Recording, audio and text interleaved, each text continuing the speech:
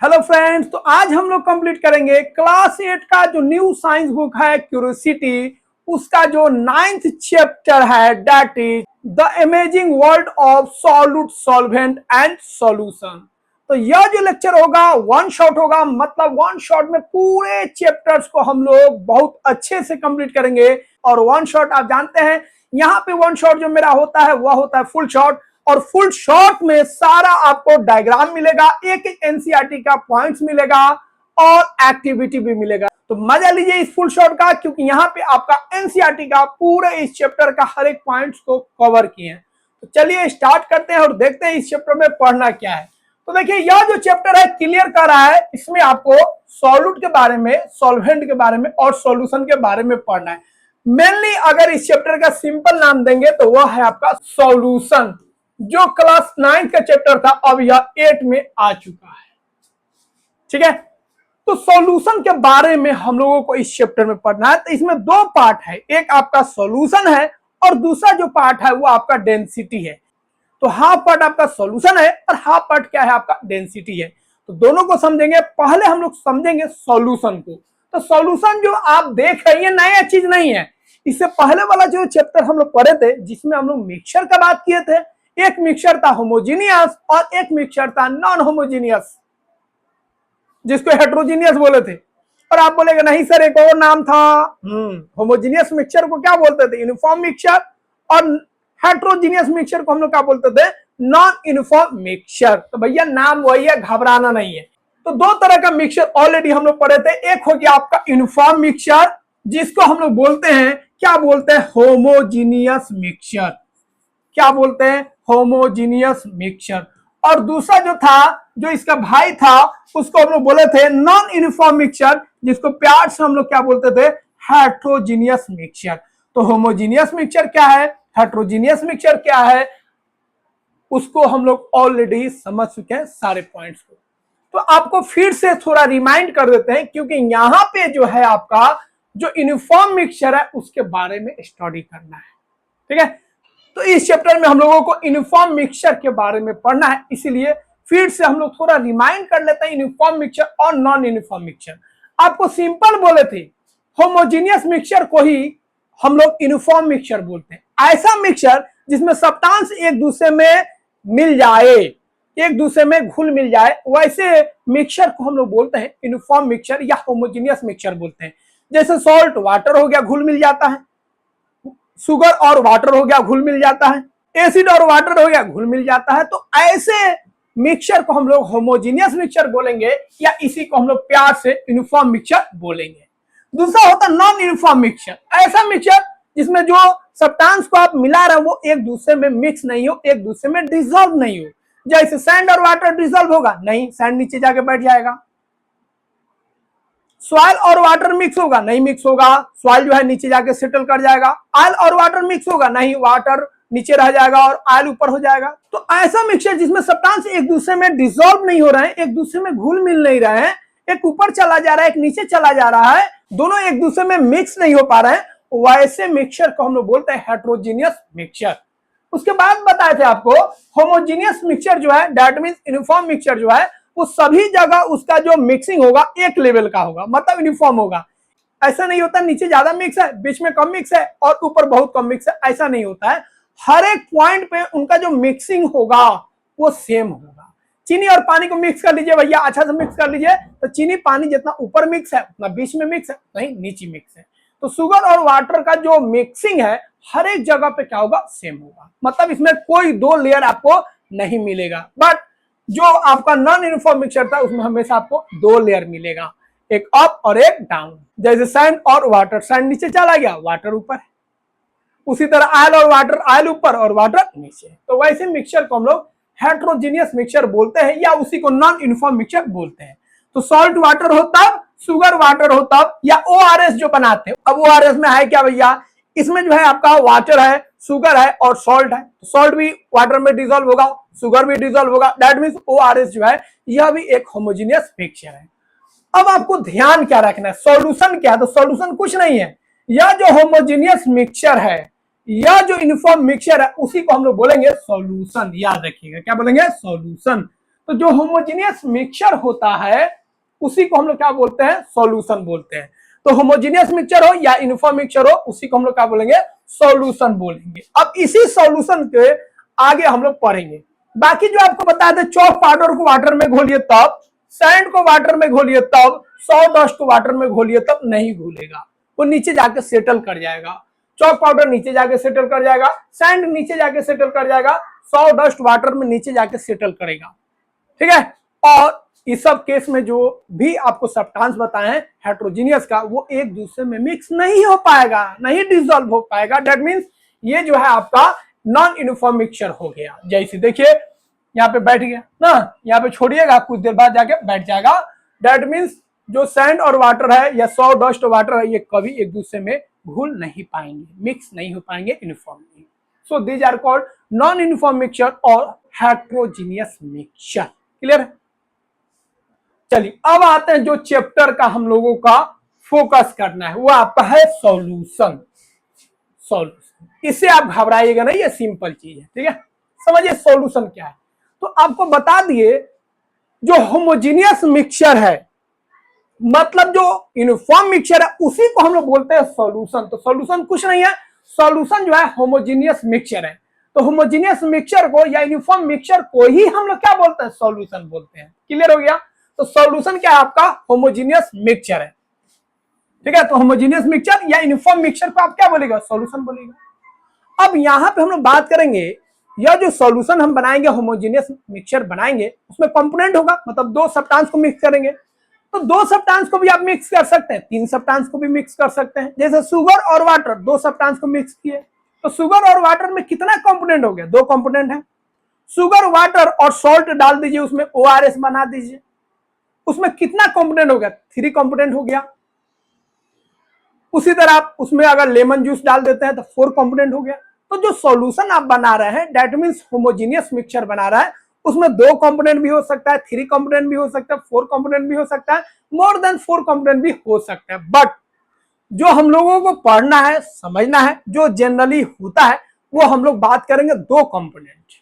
कितना कंपोनेंट, दो कंपोनेंट। तो हम लोग का यह जो सॉल्यूशन होगा, इसमें कितना कंपोनेंट होगा, टू कंपोनेंट होगा। दो कंपोनेंट का हम लोग बात करेंगे, मतलब दो सब्सटेंस से मिलकर हम लोग क्या बनाएंगे, सॉल्यूशन बनाएंगे। तो जो सॉल्यूशन बनेगा हमारा, कितना सब्सटेंस से मिलकर बनेगा, दो सब्सटेंस से मिलकर बनेगा। क्लियर है? जैसे सॉल्ट और वाटर, ठीक है, शुगर और वाटर, लेमन जूस और वाटर, ये आपका दो कंपोनेंट हो गया। अब देखिए, दो कंपोनेंट से अगर सॉल्यूशन बनता है तो उसको हम लोग प्यार से बाइनरी सॉल्यूशन बोलते हैं। तीन कंपोनेंट से बनेगा तो टर्नरी सॉल्यूशन बोलेंगे। चार कंपोनेंट से अगर सॉल्यूशन बनेगा तो उसको क्वाटरनरी सॉल्यूशन बोलेंगे। तो उतना नहीं पढ़ना है, सिंपल याद रखना है, दो कंपोनेंट मिलकर अगर सॉल्यूशन बनाता है तो इसको बाइनरी सॉल्यूशन बोलते हैं। यह वर्ड आपके बुक में नहीं दिया, बट बता दिए हैं, क्योंकि यह वर्ड आएगा तो आप कंफ्यूज हो जाइएगा। बाइनरी सॉल्यूशन मतलब दो कंपोनेंट से सॉल्यूशन बना हो, मतलब जो होमोजेनियस मिक्सचर हो, कितना कंपोनेंट से बना हो, कितना सब्सटेंस से बना हो, टू सब्सटेंस से बना हो, ठीक है। जैसे शुगर और वाटर हो गया, टू सब्सटेंस, सॉल्ट वाटर हो गया, टू सब्सटेंस। अब जो सॉल्यूशन बना है, ठीक है, सॉल्यूशन जो बना है, तो सॉल्यूशन में दो कंपोनेंट होगा, एक फर्स्ट कंपोनेंट और एक होगा आपका सेकेंड कंपोनेंट। तो सॉल्यूशन का दो कंपोनेंट हो गया, फर्स्ट कंपोनेंट और एक सेकेंड कंपोनेंट। जैसे एक शुगर हो गया, वाटर हो गया। तो एक कंपोनेंट को, कोई भी एक कंपोनेंट को हम लोग बोलते हैं सॉल्यूट, और दूसरे कंपोनेंट को हम लोग बोलते हैं सॉल्वेंट। डरिएगा मत, डरना नहीं है भाई, क्या है हम बता रहे हैं। सॉल्यूशन दो कंपोनेंट से बनेगा, एक कंपोनेंट को बोलते हैं सॉल्यूट और दूसरे कंपोनेंट को हम लोग बोलते हैं सॉल्वेंट। मतलब सॉल्यूट और सॉल्वेंट मिलकर क्या बनाएगा, सॉल्यूशन बनाएगा। सॉल्यूट क्या है, सॉल्वेंट क्या है, समझाएंगे, डरिए मत, बस इतना जान लीजिए, सॉल्यूशन बनेगा दो कंपोनेंट से। कितना कंपोनेंट से, दो, तीन से भी बन सकता है, लेकिन हम लोग को पढ़ना कितना है, दो कंपोनेंट।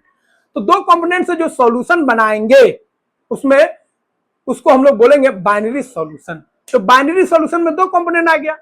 अब एक कंपोनेंट को हम लोग प्यार से बोलेंगे सॉल्यूट और दूसरे कंपोनेंट को बोलेंगे सॉल्वेंट। एक कंपोनेंट को बोलेंगे सॉल्यूट और एक कंपोनेंट को बोलेंगे सॉल्वेंट। अब कौन सा कंपोनेंट को सॉल्यूट बोलेंगे और कौन सा कंपोनेंट को सॉल्वेंट बोलेंगे। कंपोनेंट से डरिएगा नहीं, बार बार बता दिए, कंपोनेंट का मतलब हो गया मिक्सचर जिस सब्सटेंस से बना है, ठीक है। शुगर सॉल्यूशन जो बना है शुगर से बना है और वाटर से बना है। शुगर और वाटर जो होगा कंपोनेंट होगा, मतलब उसका पार्ट होगा किसका, शुगर सॉल्यूशन का। तो कोई सॉल्यूशन जिस सब्सटेंस से बनता है ना उसी को कंपोनेंट बोलेंगे।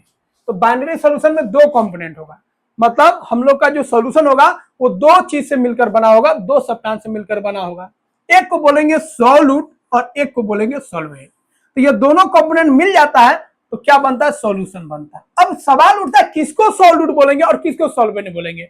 जैसे शुगर और वाटर को आप मिला दिए तो भैया इसमें शुगर को सॉल्यूट बोले कि सॉल्वेंट बोले, वाटर को सॉल्यूट बोले कि सॉल्वेंट बोले, समझ में नहीं आ रहा तो घबराना नहीं है। उसी तरह सॉल्ट और वाटर को ऐड किए, उसी तरह आप क्या किए, बहुत सारा गैस को मिक्स कर दिया, पता नहीं चल रहा है किसको सॉल्यूट बोले किसको सॉल्वेंट बोले। तो ये तो पक्का है जो दोनों में से एक सॉल्यूट होगा और दूसरा सॉल्वेंट होगा। तो कैसे पहचानेंगे कौन सॉल्यूट है और कौन सॉल्वेंट है। तो देखिए सिंपल इसका नियम है। सॉल्यूट का मतलब याद रखिएगा, सिंपल भाषा में याद रखिएगा, सॉल्यूट बोलेंगे ऐसा सब्सटेंस जो डिसॉल्व होता है, जो घुलता है। याद रखिएगा सॉल्यूट क्या होता है, थोड़ा सा हिंदी लिख रहे हैं, घबराइएगा नहीं, ठीक है, एलर्जी मत रखिएगा। घुलता है, घुलता है। एक होता है आपका सॉल्वेंट, ये घोलता है। देखिए दोनों में फर्क है, घोलता है। एक सब्सटेंस घुल रहा है और एक सब्सटेंस घुल रहा है। तो जो सब्सटेंस घुल जाए उसको बोलेंगे सॉल्यूट, और जो सब्सटेंस घोल रहा है, अपने में घोल रहा है, उस सब्सटेंस को बोलेंगे सॉल्वेंट। जैसे शुगर और वाटर, शुगर और वाटर को देखेगा तो शुगर क्या होता है, घुलता है, और पानी क्या करता है, वाटर क्या करता है, घोलता है। तो वाटर जो हो गया आपका वो घोल रहा है, जो सॉल्यूट हो गया वो घुल रहा है। तो जो घुलने का काम करेगा, जो डिसॉल्व होने का काम करेगा उसको सॉल्यूट बोलेंगे, और जो डिसॉल्व कराने का काम करेगा, घोलने का काम करेगा, उसको हम लोग सॉल्वेंट बोलेंगे, ठीक है। चीनी और पानी, शुगर और वाटर में शुगर घुलेगा हमेशा और वाटर उसको घोलेगा, डिसॉल्व कराएगा। सिमिलरली जो सॉल्ट है और वाटर है, सॉल्ट डिसॉल्व होगा और वाटर उसको डिसॉल्व कराएगा। The substance that gets dissolve, वह सब्सटेंस जो डिसॉल्व हो रहा है उसको हम लोग क्या बोलेंगे, सॉल्यूट बोलेंगे। The substance which dissolve the solute, और वह सब्सटेंस जो सॉल्यूट को घोल रहा है उसको हम लोग सॉल्वेंट बोलेंगे, ठीक है। और इसको क्या बोलेंगे, सॉल्यूट बोलेंगे। क्लियर है। अब कैसे पहचानेंगे, तो जनरली आपको बार बार आप चेक नहीं कर सकते जो कौन डिसॉल्व हो रहा है और कौन डिसॉल्व करा रहा है, पता तो चलेगा नहीं। तो एक नियम है, आपको ध्यान रखना है, ये सब जगह काम नहीं करेगा लेकिन लगभग ये काम करता है। जो ज्यादा अमाउंट में होगा, जो ज्यादा अमाउंट में होगा उसको बोलेंगे सॉल्वेंट, और जो कम अमाउंट में होगा उसको हम लोग बोलेंगे सॉल्यूट। तो जो कंपोनेंट कम अमाउंट में हो उसको क्या बोलेंगे, सॉल्यूट, और जो ज्यादा अमाउंट में होगा उसको हम लोग क्या बोलेंगे, सॉल्वेंट बोलेंगे। जैसे मान लीजिए आप क्या किए, 10 ग्राम नाइट्रोजन ले लिए और 20 ग्राम आपका लिए ऑक्सीजन लिए, तो दोनों मिक्स हो गया। तो यहाँ पे 10 ग्राम आपका नाइट्रोजन है और 20 ग्राम आपका ऑक्सीजन है, तो ये दोनों मिलके मिक्स हो गया।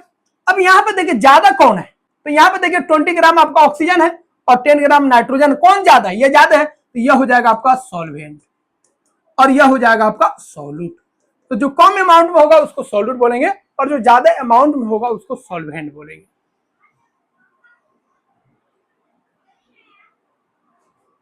एक और एग्जांपल देखिए, एयर जो है आपका गैसियस सॉल्यूशन, एयर में बहुत सारा गैस क्या मिक्स है। अब एयर में देखिए, एयर में सबसे अधिक कौन है भाई, एयर में सबसे अधिक नाइट्रोजन है 78% है, उसके बाद ऑक्सीजन है।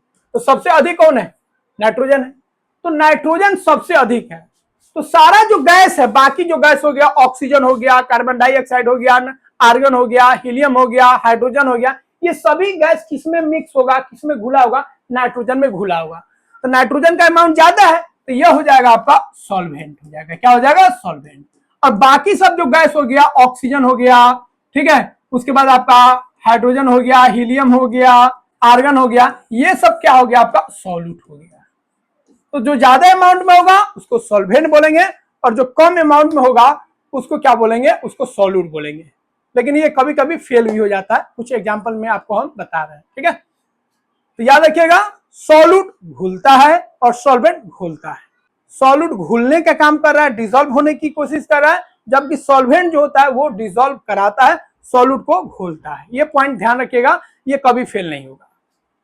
अब सॉलिड और अगर लिक्विड को आप मिलाते हैं, सॉलिड और लिक्विड को मिलाते हैं, जैसे 20 ग्राम आप क्या किए, शुगर ले लिए, और 30 ग्राम क्या किए, आप वाटर ले लिए। ये आपका सॉलिड है और ये लिक्विड है, दोनों मिक्स हो गया। अब यहां पे कम कौन है, कम आपका शुगर है तो ये सॉल्यूट हो जाएगा, और ज्यादा कौन है, वाटर है, तो ये आपका सॉल्वेंट हो जाएगा। अब उल्टा कर देते हैं, यहां पे 30 ग्राम हम ले लेते हैं शुगर और 20 ग्राम हम लोग ले लेते हैं वाटर। अब यहाँ पे शुगर ज्यादा हो गया तो इसको क्या बोलेंगे, सॉल्वेंट, और यहाँ पे वाटर आपका 20 ग्राम में कम हो गया तो इसको क्या बोलेंगे, सॉल्यूट बोलेंगे। बट यहां पे ये मेथड काम नहीं करेगा, ज्यादा होगा तो सॉल्वेंट बोलेंगे और कम होगा तो सॉल्यूट बोलेंगे। यह नियम काम नहीं करेगा, क्योंकि सॉलिड और लिक्विड के केस में आप देखिएगा हमेशा जो होगा लिक्विड जो होगा घोलने का काम करेगा। अब चीनी कितना भी ले लीजिए, वाटर कितना भी कम हो, चीनी हमेशा घुलेगा और वाटर घोलने का काम करेगा। तो सॉलिड और लिक्विड के केस में याद रखिएगा, लिक्विड जो होगा जितना भी अमाउंट हो, कोई दिक्कत नहीं है, कम हो ज्यादा हो, वो हमेशा सॉल्वेंट का काम करेगा, हमेशा घोलने का काम करता है। इसीलिए यहाँ पे एनसीईआरटी में आपका लिखा भी है, solid plus little water, water कम भी हो कोई फर्क नहीं पड़ता है, शुगर जो होगा हमेशा सॉल्यूट होगा और वाटर जो होगा हमेशा सॉल्वेंट होगा। तो वाटर का अमाउंट कितना भी हो कोई फर्क नहीं पड़ता है, ज्यादा हो तब, कम हो तब, हमेशा वाटर को सॉल्वेंट बोलेंगे, क्योंकि हमेशा यह घोलने का काम करता है। तो वाटर में कोई भी सब्सटेंस को डालते हैं तो वो डिसॉल्व होता है, तो वाटर को क्या बोलेंगे, सॉल्वेंट बोलेंगे, भले ही इसका अमाउंट जो है कम हो। क्लियर है, तो ये पॉइंट ध्यान रखिएगा। तो कोई पूछे सॉल्यूट और सॉल्वेंट क्या है तो आप बता दीजिएगा, सॉल्यूट जो होगा, ठीक है, वह घुलने का काम करता है, मतलब डिसॉल्व होता है, और जो सॉल्वेंट होता है वो घोलता है, किसको, सॉल्यूट को। तो जो सब्सटेंस को घोलता है उसको सॉल्वेंट बोलेंगे, और जो घुलता है उस सब्सटेंस को हम लोग क्या बोलेंगे, सॉल्यूट बोलेंगे। ये बात ध्यान रखिएगा। कैसे पहचानेंगे, तो अधिकतर केस में यह होता है, जो ज्यादा अमाउंट में होगा उसको क्या बोलिएगा, सॉल्वेंट बोलिएगा, और जो कम अमाउंट में होगा उसको सॉल्यूट बोलिएगा। लेकिन सॉलिड और लिक्विड के केस में लिक्विड जो होगा हमेशा आपका सॉल्वेंट होगा, उसका अमाउंट जितना भी हो, कम हो ज्यादा हो, कोई फर्क नहीं पड़ता है।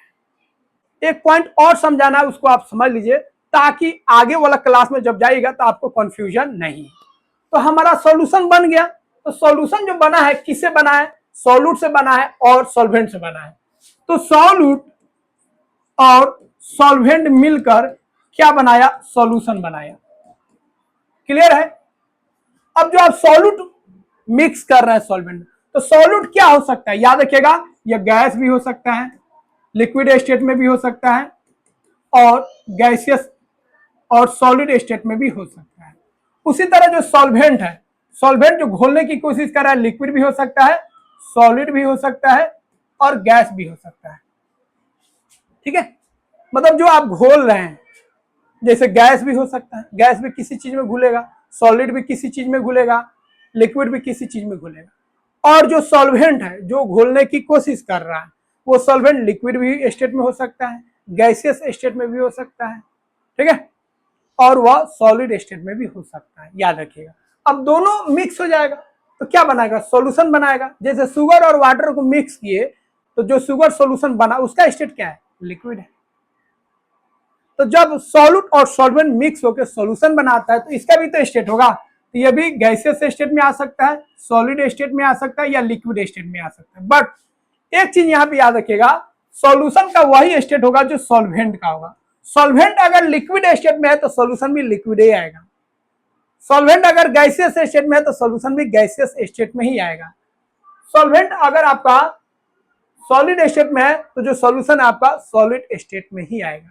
तो जो भी सॉल्वेंट का स्टेट होगा वही स्टेट किसका होगा, सॉल्यूशन का होगा। इस बात को ध्यान में रखिएगा।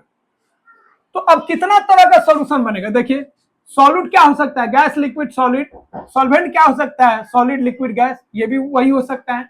अब दोनों को मिलाएंगे तो 9 टाइप्स का सॉल्यूशन होगा। कितना टाइप्स का, 9 टाइप्स का सॉल्यूशन होगा। कैसे कैसे, अब देखिए कैसे कैसे, यहाँ पे गैस हम फिक्स कर दिए, अब गैस में मिक्स करना है तो गैस में गैस को मिला दीजिए, एक वो सॉल्यूशन हो गया। लिक्विड को गैस में घोल सकते हैं, सॉलिड को गैस में घोल सकते हैं, 3 सॉल्यूशन यहाँ पे आया। फिर लिक्विड को फिक्स कर दीजिए, मतलब सॉल्वेंट बना लीजिए लिक्विड, लिक्विड अब घोलेगा तो गैस लिक्विड में घुल सकता है, लिक्विड लिक्विड में घुल सकता है, सॉलिड लिक्विड में घुल सकता है, तो 3 यहां से आ गया। फिर सॉलिड को फिक्स कर दीजिए। अब यहाँ पे सॉल्वेंट मतलब जो घोलने का काम कर रहा है, तो यहाँ पे सॉल्वेंट जो होगा आपका सॉलिड होगा। अब सॉलिड में कोई चीज घुलेगा तो सॉलिड में गैस घुल सकता है, सॉलिड में लिक्विड घुल सकता है और सॉलिड में सॉलिड भी घुल सकता है। इस सबका एग्जांपल है, एग्जांपल आपको नहीं बताएं क्योंकि ये 9th में हम लोग बात करेंगे। आप थोड़ा सा रफली जान लीजिए, 9 टाइप्स का सॉल्यूशन बनेगा। अब यहाँ पे देखिए जो सॉल्वेंट आपका गैस बना तो सॉल्यूशन क्या होगा, गैसियस होगा, तो ये तीनों को हम लोग क्या बोलेंगे, गैसियस सॉल्यूशन, क्योंकि सॉल्वेंट आपका गैस है। सॉल्वेंट लिक्विड होगा तो लिक्विड में कोई भी चीज घुल जाए तो उसका स्टेट क्या होगा, लिक्विड रहेगा, तो इसको लिक्विड सॉल्यूशन बोलेंगे। सॉलिड में कोई भी चीज घुल जाए, सॉलिड में गैस घुल जाए, लिक्विड घुल जाए, सॉलिड घुल जाए, तो उसका स्टेट क्या होगा, सॉलिड होगा, क्योंकि सॉल्वेंट हम सॉलिड रखे हैं तो उसको सॉलिड सॉल्यूशन बोलते हैं। तो 3 तरह का सॉल्यूशन बनता है, gaseous solution, liquid solution, solid solution. Gaseous solution मतलब सॉल्वेंट गैस है, लिक्विड सॉल्यूशन मतलब सॉल्वेंट लिक्विड है, सॉलिड सॉल्यूशन मतलब सॉल्वेंट जो है आपका सॉलिड है। तो याद रखिएगा जो घुलने जा रहा है वो सॉलिड भी घुल सकता है, लिक्विड भी घुल सकता है, गैस भी घुल सकता है, और जो घुल रहा है वो लिक्विड भी हो सकता है, सॉलिड भी हो सकता है, गैस भी हो सकता है। तो टोटल जो सॉल्यूशन आपका बनेगा 9 टाइप्स का सॉल्यूशन बनेगा। ठीक है, तो गैस गैस में मिल सकता है, गैस लिक्विड में मिल सकता है, और गैस सॉलिड में भी मिक्स हो सकता है, फिर उल्टा भी हो सकता है। तो कितना टाइप्स का हो गया, 9 टाइप्स का सॉल्यूशन होते हैं। स्टेट के बेसिस पे बोलेंगे तो 3 टाइप्स का हो जाएगा, गैसियस सॉल्यूशन, लिक्विड सॉल्यूशन और सॉलिड सॉल्यूशन। क्लियर है? तो अगर ये वाला पॉइंट्स आपको समझ में नहीं आया तो कोई बात नहीं है, ठीक है, क्योंकि ये 9th क्लास का है, लेकिन यहाँ इसलिए बता दिए ताकि थोड़ा सा रफली आप जान लीजिए, ये आगे आपको परेशानी नहीं होगा, क्योंकि जो चीज जाने रहिएगा तो आगे आपको समझ में ज्यादा आएगा। तो जिन लोगों को समझ में आ गया वो लिख देंगे यस आई अंडरस्टैंड, और जो लोग नहीं समझे वो लोग लिख देंगे no I do not understand. ठीक है, तो उससे हमको क्लियर हो जाएगा कि आप समझे कि नहीं समझे।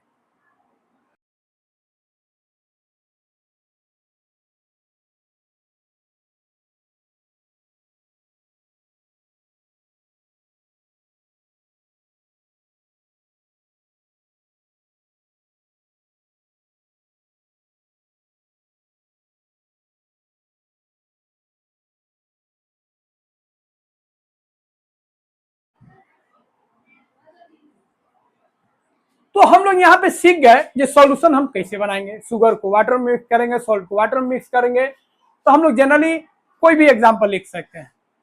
तो जनरली हम लोग यहाँ पे पूरा जो हम लोग का कहानी होगा वो वाटर पे ही होगा। ठीक है, क्योंकि यहाँ से आपका सारा पॉइंट समझ में आ जाएगा। अब एक गिलास ले लिया आप, इस गिलास में आप पानी रख दीजिए, ठीक है, वाटर आप डाल दिए। अब इसमें आप ऐड कर रहे हैं, क्या ऐड कर रहे हैं, शुगर ऐड कर रहे हैं। मान लीजिए यहाँ पे जो वाटर आपका 200 ml इसका वॉल्यूम है, वाटर कितना है 200 ml, आप शुगर ऐड कर रहे हैं 1 टीस्पून 2 टीस्पून, ठीक है, स्पून से आप बार बार इसमें क्या कर रहे हैं, शुगर को ऐड कर रहे हैं और उसको स्टीरिंग कर रहे हैं, स्टीरिंग कर रहे हैं, स्टीरिंग कर रहे हैं, मिलाते जा रहे हैं, मिलाते जा रहे हैं। एक समय आएगा जितना आप चीनी डालिएगा उतना ही चीनी नीचे बॉटम में जाके बैठ जाएगा, मतलब कहेगा भैया बस कर, अब नहीं घुलेगा। क्यों नहीं घुलेगा भैया, तो आपको पहले ही बता चुके थे वाटर पार्टिकल जो होता है उसके बीच में गैप होता है, तो जितना गैप होगा उतना ही ना चीनी घोलेगा। अब जितना गैप था उतना चीनी घोल लिया, अब तू एक्स्ट्रा चीनी दिए जा रहा है तो कहां से घुलेगा, जादू से थोड़ा घुल जाएगा। तो जितना उसका कैपेसिटी है उतना चीनी घोल लेगा, उसके बाद जो एक्स्ट्रा चीनी डालेगा ना वो सब जाके बॉटम में सेटल हो जाएगा, वो नहीं घुलेगा। बोलेगा भैया अब जगह है ही नहीं घुलने के लिए, जितना जगह था उतना शुगर ऑलरेडी घुल चुका है, अब तू एक्स्ट्रा शुगर को ऐड करेगा तो वो शुगर ऐड नहीं होगा, बॉटम में जाके सेटल कर जाएगा। क्लियर है? तो ये एक्टिविटी आप कर सकते हैं। तो आपको एक टम्बलर लेना है और उसमें हाफ वाटर आपको भर देना है, ठीक है, और स्पून से आपको उसमें सॉल्ट को ऐड करना है और बार बार उसको स्टीरिंग करना ताकि घुलते रहे। फिर 1 teaspoon, 2 teaspoon, 3 teaspoon, spoon by spoon आप उसमें शुगर को या सॉल्ट को ऐड करते जाइए। एक समय आएगा जब सॉल्ट या शुगर क्या होगा, उसमें अब डिसॉल्व नहीं कर पाएगा और वो बॉटम में जाके सेटल कर जाएगा। मतलब हर एक सॉल्वेंट का कैपेसिटी होगा उतना ही आप घोल पाइएगा, उससे अधिक आप नहीं घोल पाइएगा, क्योंकि उसमें स्पेस रहेगा ही नहीं। तो जो स्पेस होता है ना, उसी में ना जाके छुप जाता है सॉल्यूट, जिसको हम लोग बोलते हैं कि घुल गया। तो घुलने का मतलब क्या है, छुप गया। तो देखिए ये चैप्टर जो है आपका सिंपल है, छोटा है, बट हर एक पॉइंट्स को समझना बहुत इंपॉर्टेंट है, इसीलिए एक एक पॉइंट्स को ध्यान से सुनिएगा। और कोई डाउट्स रह जाए ना तो शर्माइएगा नहीं, लजाइएगा नहीं, तो दिक्कत हो जाएगा। आप कमेंट में जरूर लिखिएगा कि सर ये पॉइंट हम नहीं समझ पाए, तो वहां पे आपको टेस्ट के द्वारा हम आपको क्लियर कर देंगे एक एक कॉन्सेप्ट। अगर वहां पे भी समझ में नहीं आए तो जो टॉपिक आपको, जो पॉइंट्स नहीं समझ में आया है, उसके लिए हम स्पेशल वीडियो भी बना देंगे, जिससे वो पॉइंट्स आपका क्लियर हो जाएगा। इसीलिए आप घबराइएगा नहीं, आपका जो डाउट्स है वो क्लियर होना चाहिए, याद रखिएगा। ये मत समझिए सर क्या बोलेंगे क्या नहीं बोलेंगे, हर जितना कमेंट आता है सबका हम रिप्लाई देते हैं, और उसमें बहुत सारे स्टूडेंट्स क्वेश्चन भी पूछते हैं, डाउट्स भी पूछते हैं, उस डाउट्स को भी हम क्लियर करते हैं। इसलिए डोंट वरी, जो भी पॉइंट्स आपको समझ में ना आए डायरेक्ट कमेंट बॉक्स में जाइए और वहां पे लिख दीजिए, या टेलीग्राम चैनल है वहां पे डिस्कशन वाला ग्रुप बना है, वहां पे जाइए, डिस्कस कीजिए और उसका पूरा हम सोल्यूशन बताएंगे। बट जो पॉइंट्स है उसको क्लियर रखिए, ठीक है। क्लियर रखने के लिए ही हम इतना एक एक पॉइंट्स पे जोड़ देते हैं, ज्यादा समझाने की कोशिश करते हैं। अब हम लोग बात करेंगे सॉल्यूशन का, कुछ टर्म्स है, ठीक है, उसको समझ लीजिए। सॉल्युबिलिटी क्या है, तो अभी हम लोग ऊपर देखें, एक गिलास लेकर उसमें पानी डाल दिया और शुगर ऐड किए जा रहा है या सॉल्ट ऐड किए जा रहा है। एक समय आ रहा है जो उसके अंदर अब ऐड नहीं हो पा रहा है, शुगर डिसॉल्व नहीं हो पा रहा है, मतलब वाटर कह रहा है भैया हम इतना ही घोल पाएंगे, इससे ज्यादा मेरा औकात नहीं है, इससे ज्यादा तुम शुगर डालोगे तो हम नहीं घोल पाएंगे, क्योंकि मेरा जितना औकात था, जितना कैपेसिटी था, उतना हम घोल चुके हैं। तो उस वाटर में तुम ध्यान से देखा होगा तो आप शुगर ऐड कर पाएगा 100 ml 100 ml पानी में, 100 ml वाटर में आप सॉल्ट डिसॉल्व कर पाए होंगे लगभग 30 ग्राम। मतलब 100 ml वाटर लीजिएगा तो लगभग उसमें आपका शुगर कितना ऐड होगा, 30 ग्राम ऐड हो पाएगा, 30 ग्राम डिसॉल्व हो पाएगा, 30 ग्राम डिसॉल्व हो पाएगा। उसके बाद तू कितना वो कोशिश करेगा तो सब बॉटम में जाके सेटल होते जाता है। मतलब इस 100 ml वाटर का शुगर डिसॉल्व करने का कैपेसिटी कितना है, 30 ग्राम, ठीक है। तो किसी भी सॉल्वेंट का, किसी भी लिक्विड का जो सॉल्यूट घोलने का जो औकात होता है, मतलब उसमें मैक्सिमम कितना सॉल्यूट घुल पाएगा, उसी को बोलते हैं सॉल्युबिलिटी। तो बोलेंगे भैया वाटर का सॉल्युबिलिटी कितना है, शुगर का, तो बोलेगा 30 ग्राम है, सॉल्ट का कितना है भैया, 36 ग्राम है। तो जो सॉल्वेंट जितना सॉल्यूट को घोल सकता है मैक्सिमम, उसी मैक्सिमम कैपेसिटी को हम लोग बोलते हैं सॉल्युबिलिटी। सॉल्युबिलिटी, तो सॉल्युबिलिटी मतलब सिंपल याद रखना, घोलने का क्षमता, मतलब डिसॉल्व करने का औकात, डिसॉल्व करने का औकात, ठीक है, या इसी को क्या बोलेगा, कैपेसिटी। क्लियर है, घोलने का औकात। तो किसी सॉल्वेंट में कितना मैक्सिमम अमाउंट डिसॉल्व हो सकता है, that maximum amount of solid is called solubility. Clear है, तो सॉल्युबिलिटी सिंपल ध्यान रखना, the maximum amount of solute that can dissolve in a fixed amount of solvent eight a given temperature. तो कोई solvent है और उसमें जितना मैक्सिमम अमाउंट ऑफ सॉल्यूट घुल सकता है, उस मैक्सिमम अमाउंट ऑफ सॉल्यूट को हम लोग बोलते हैं, क्या बोलते हैं, उसी को सॉल्युबिलिटी बोलते हैं, ठीक है। तो हम लोग जो सॉल्युबिलिटी निकालते हैं 100 ml पे निकाल लेते हैं, ताकि एक डाटा क्लियर है। जैसे अगर 100 ग्राम तू वाटर लेता है तो उसमें शुगर ऐड करता है, तो जो शुगर ऐड होगा मैक्सिमम तू कितना शुगर ऐड कर सकता है, 36 ग्राम शुगर तू ऐड कर सकता है। तो 100 ग्राम वाटर या 100 ml जो वाटर होगा उसमें तू कितना शुगर ऐड कर सकता है, ओनली 36 ग्राम, उससे ज्यादा शुगर ऐड नहीं होगा।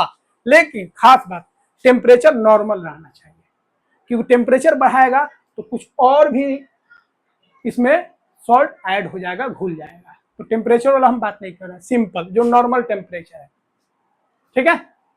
तो यहां पे हम बोलेंगे कि भैया यह जो शुगर है या सॉल्ट है, ठीक है, यहाँ पे सॉल्ट का बात कर रहे हैं, यहाँ पे जो सॉल्ट है आपका उसका सॉल्युबिलिटी कितना है 36 ग्राम, कितना है 36 ग्राम। तो किसी सॉल्वेंट में कितना सॉल्यूट घुला मैक्सिमम, उसी को हम लोग क्या बोलेंगे सॉल्युबिलिटी बोलेंगे। तो ये हम लोग कितना पे निकालते हैं 100 पे निकालते हैं, तो निकालना नहीं है बट समझ लेना है। सॉल्युबिलिटी हम लोग कितना पे बात करेंगे 100। तो सॉल्वेंट जो होगा हमारा सॉल्वेंट वो 100 ml ले लेंगे और इसमें देखेंगे जो शुगर ना या सॉल्ट कितना उसमें ऐड हो पा रहा है मैक्सिमम। क्लियर है, सॉल्युबिलिटी समझ गए। अब आगे वाला जो पॉइंट है इसी से रिलेटेड है, इसलिए ध्यान से समझिएगा। क्लियर है ना सॉल्युबिलिटी। सॉल्युबिलिटी सिंपल याद रखना है, एकदम सिंपल।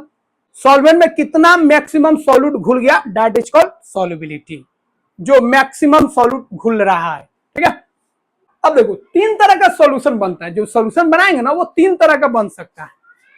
एक होता है आपका अनसैचुरेटेड सॉल्यूशन, एक होता है सैचुरेटेड सॉल्यूशन और एक होता है सुपर सैचुरेटेड सॉल्यूशन। इसमें बहुत ज्यादा कंफ्यूजन होता है। हम लोग भी जब पढ़ रहे थे रटा या रट लिए, एग्जाम में जाके लिख दिए, लेकिन क्या होता है क्या नहीं होता है कुछ क्लियर होता नहीं था, बट अब तुम्हारा क्लियर हो जाएगा।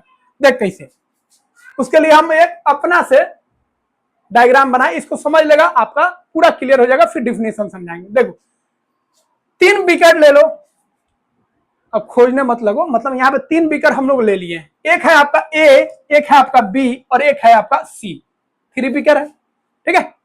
और हम लोग ऊपर पहुंच चुके हैं, ऊपर हम लिखे क्या थे 20 डिग्री सेल्सियस, 20 डिग्री सेल्सियस पे जो सॉल्ट मैक्सिमम जो सॉल्ट या शुगर घुलेगा वो कितना होगा 36 ग्राम सॉल्ट होगा, ठीक है, या 30 ग्राम शुगर होगा।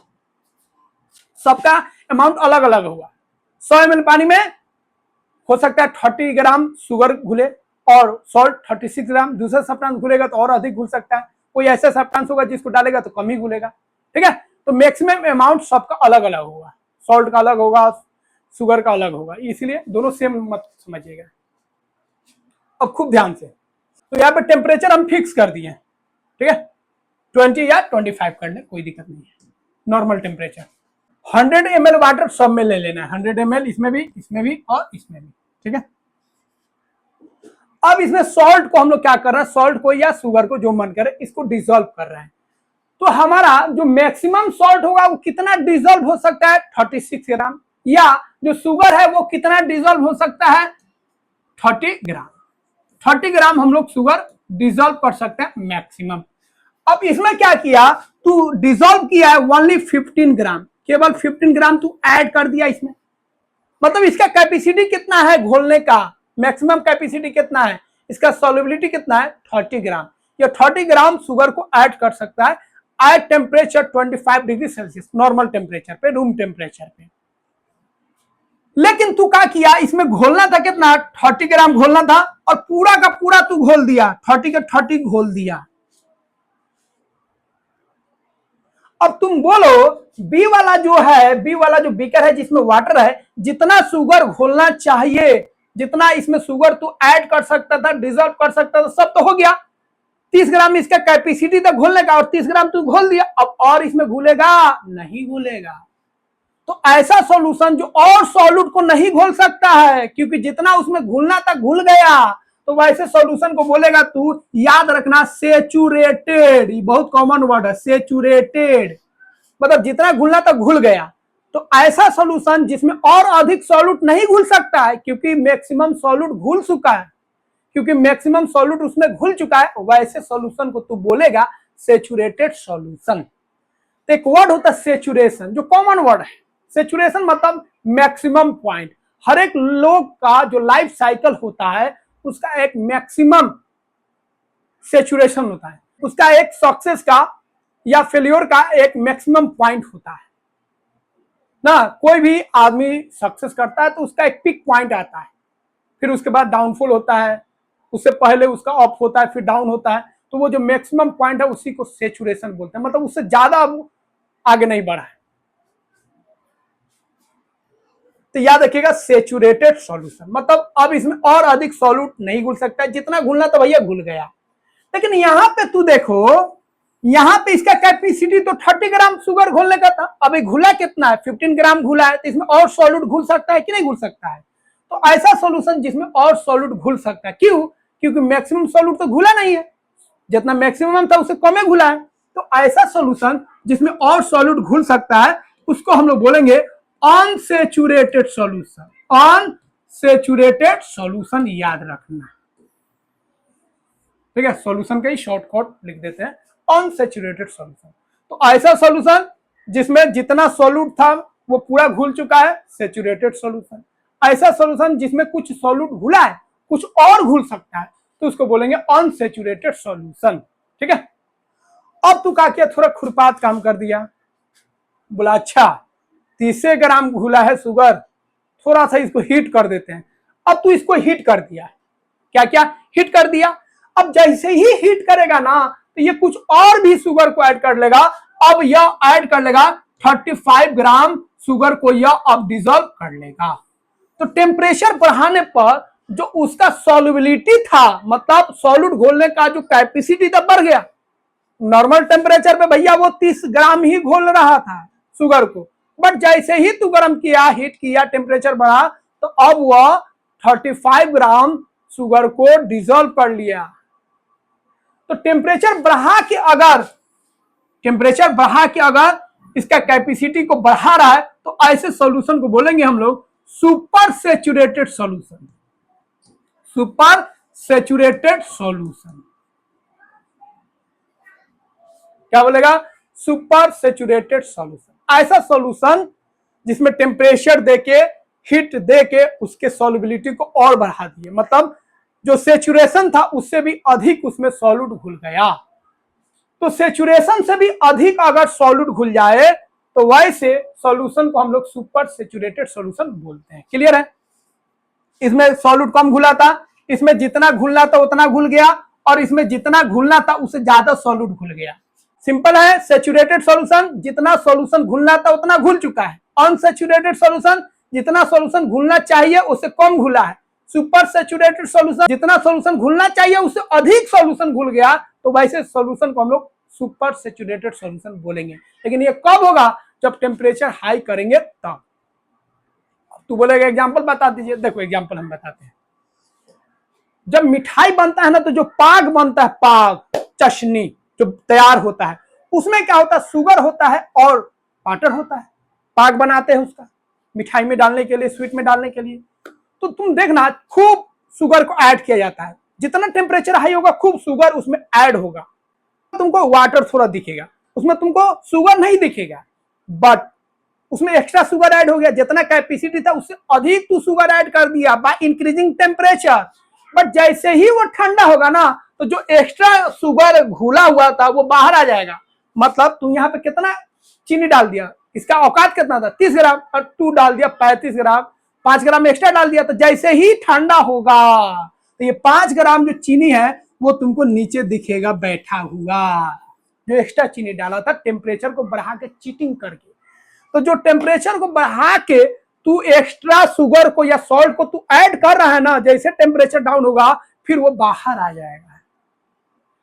तो इसका जो नेचुरल जितना औकात था उतना रखेगा, और जो एक्स्ट्रा तू डाला था टेम्परेचर बढ़ा के, जैसे टेम्परेचर डाउन होगा वो बाहर आ जाएगा। इसीलिए पाग जब सूखता है ना तो देखेगा चीनी बाहर तुमको दिखेगा, बहुत सारा चीनी दिखेगा, और जब वही उसी को गर्म कर देगा तो सारा घुल जाएगा। तो टेम्परेचर बढ़ा के अगर सॉल्यूट को अधिक घुल रहा है तो उसको सुपर सैचुरेटेड सॉल्यूशन बोलते हैं।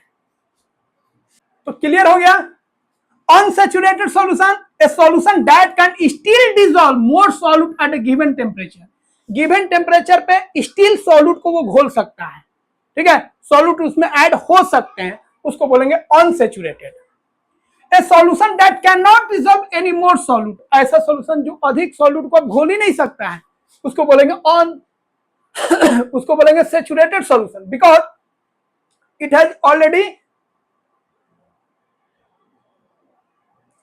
it has already dissolved maximum amount of solute, and if extra solute is added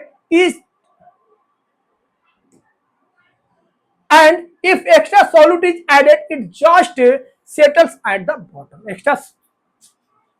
extra sugar add करेगा तो भैया जबरदस्ती घुलेगा नहीं, नीचे जाके बैठ जाएगा। बट तू खुरपात काम कर दिया, तू क्या किया, टेम्परेचर को हाई कर दिया, हीट दे दिया।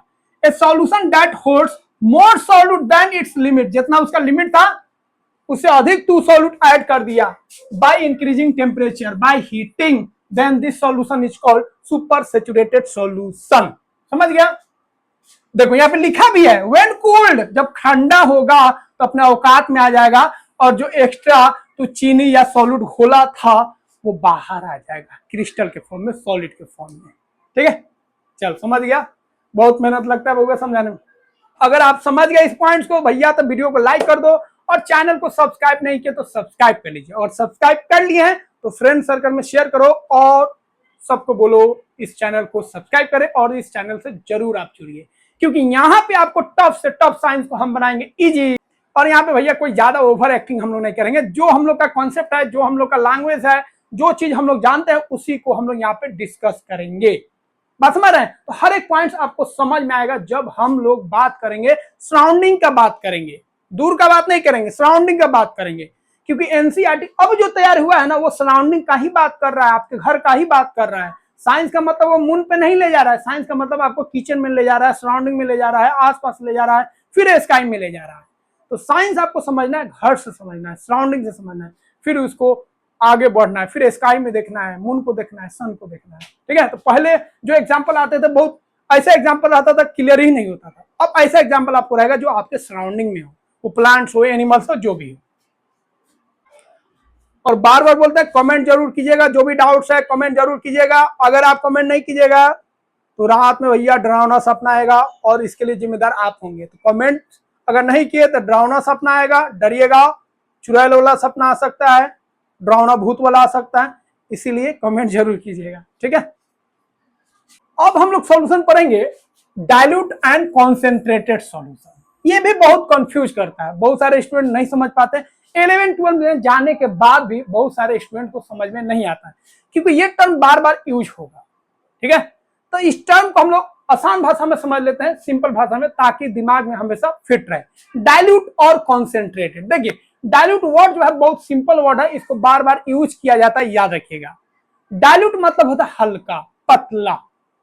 तो देखिए दो तरह का सॉल्यूशन बना सकता है, कैसे? तो ध्यान दीजिए, किचन में कोई भी चीज बनता है, दाल जब बनता है, दाल तो बहुत सारे घरों में देखिएगा दाल जो बनेगा गाढ़ा दाल बनेगा, और बहुत सारे घरों में देखिएगा पतला दाल बनता है। बहुत लोगों को पतला दाल पसंद है और बहुत लोगों को गाढ़ा दाल पसंद है, मोटा दाल, गाढ़ा दाल।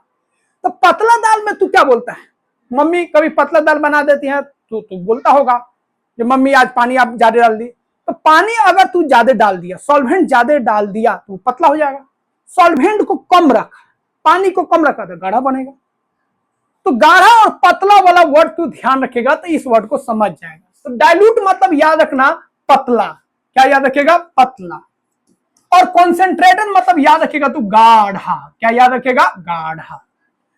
तो कॉन्सेंट्रेटेड सॉल्यूशन मतलब गाढ़ा सॉल्यूशन और डाइल्यूट सॉल्यूशन मतलब पतला सॉल्यूशन। गाढ़ा कब बनेगा भैया? जब इसमें तू वाटर को मतलब सॉल्वेंट को क्या रखेगा? कम की ज्यादा? कम रखेगा, लेस रखेगा। और तू पतला सॉल्यूशन कब बनाएगा? जब इसमें सॉल्वेंट को क्या रखेगा? कम रखेगा कि ज्यादा रखेगा? ज्यादा रखेगा, सॉल्वेंट। भैया पानी तो बढ़ा दिया, पतला सॉल्यूशन, पानी कम कर दिया, गाढ़ा सॉल्यूशन। दूसरा ऐसे भी कर सकता, उल्टा भी कर सकता है, तू दालें कम रख, दाल कम कर देगा तब भी आपका क्या हो जाएगा? पतला सॉल्यूशन। दाल बढ़ा देगा तभी क्या हो जाएगा? गाढ़ा सॉल्यूशन। तो सॉल्वेंट को भी चेंज करके बना सकता है गाढ़ा और पतला, और सॉल्यूट को भी चेंज करके तू बना सकता है गाढ़ा और पतला। पानी के अमाउंट बदल दो या दाल के अमाउंट बदल दो, दोनों में से कोई कर लो। लेकिन जनरली हम लोग पानी को ज्यादा प्रीफर करते हैं ना, पानी बढ़ा दिए या पानी कम कर दिया। तो कॉन्सेंट्रेशन सॉल्यूशन क्या होता है भैया? तो बता दिया आपको। अब एक वर्ड है कॉन्सेंट्रेशन, क्या होता है? कॉन्सेंट्रेशन, केमिस्ट्री वाला कॉन्सेंट्रेशन, ठीक है, इंग्लिश वाला नहीं। देखो कॉन्सेंट्रेशन का मतलब क्या होता है? किसी सॉल्यूशन में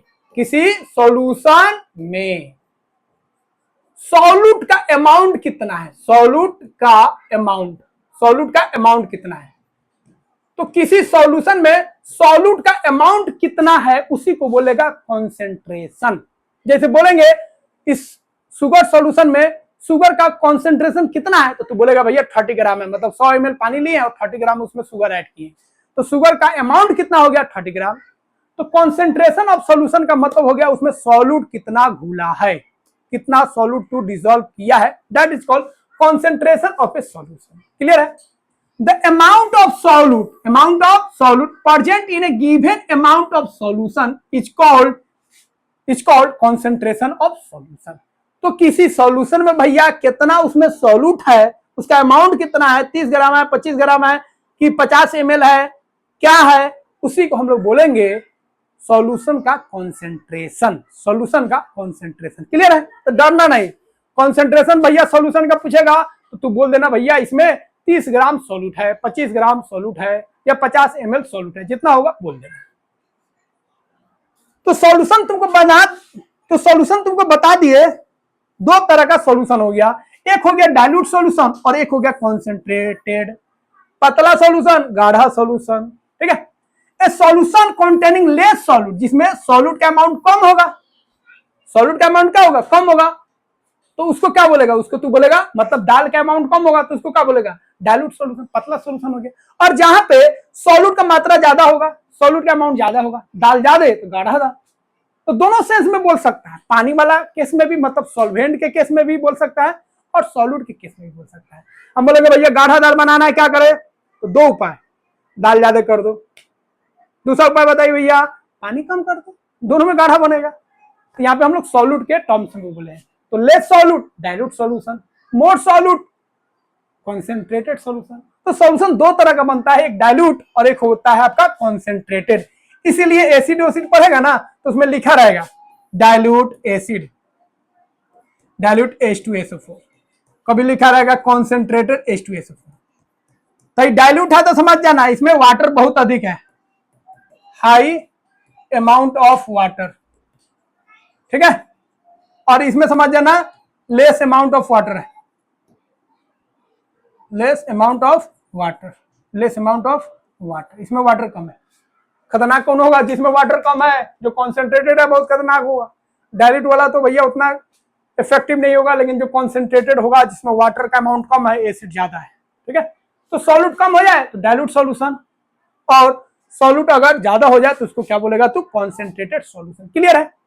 अब कोई सॉल्यूशन दे दिए, ठीक है, देखो यहाँ पे, देखो यहाँ पे कितना है, सॉल्यूट ज्यादा है और यहाँ पे सॉल्यूट क्या है, कम है, तो कम होगा तो इसको क्या बोलेगा, डाइल्यूट सॉल्यूशन, और ज्यादा सॉल्यूट होगा तो इसको क्या बोलेगा, कॉन्सेंट्रेटेड सॉल्यूशन। बोलेगा कि नहीं बोलेगा?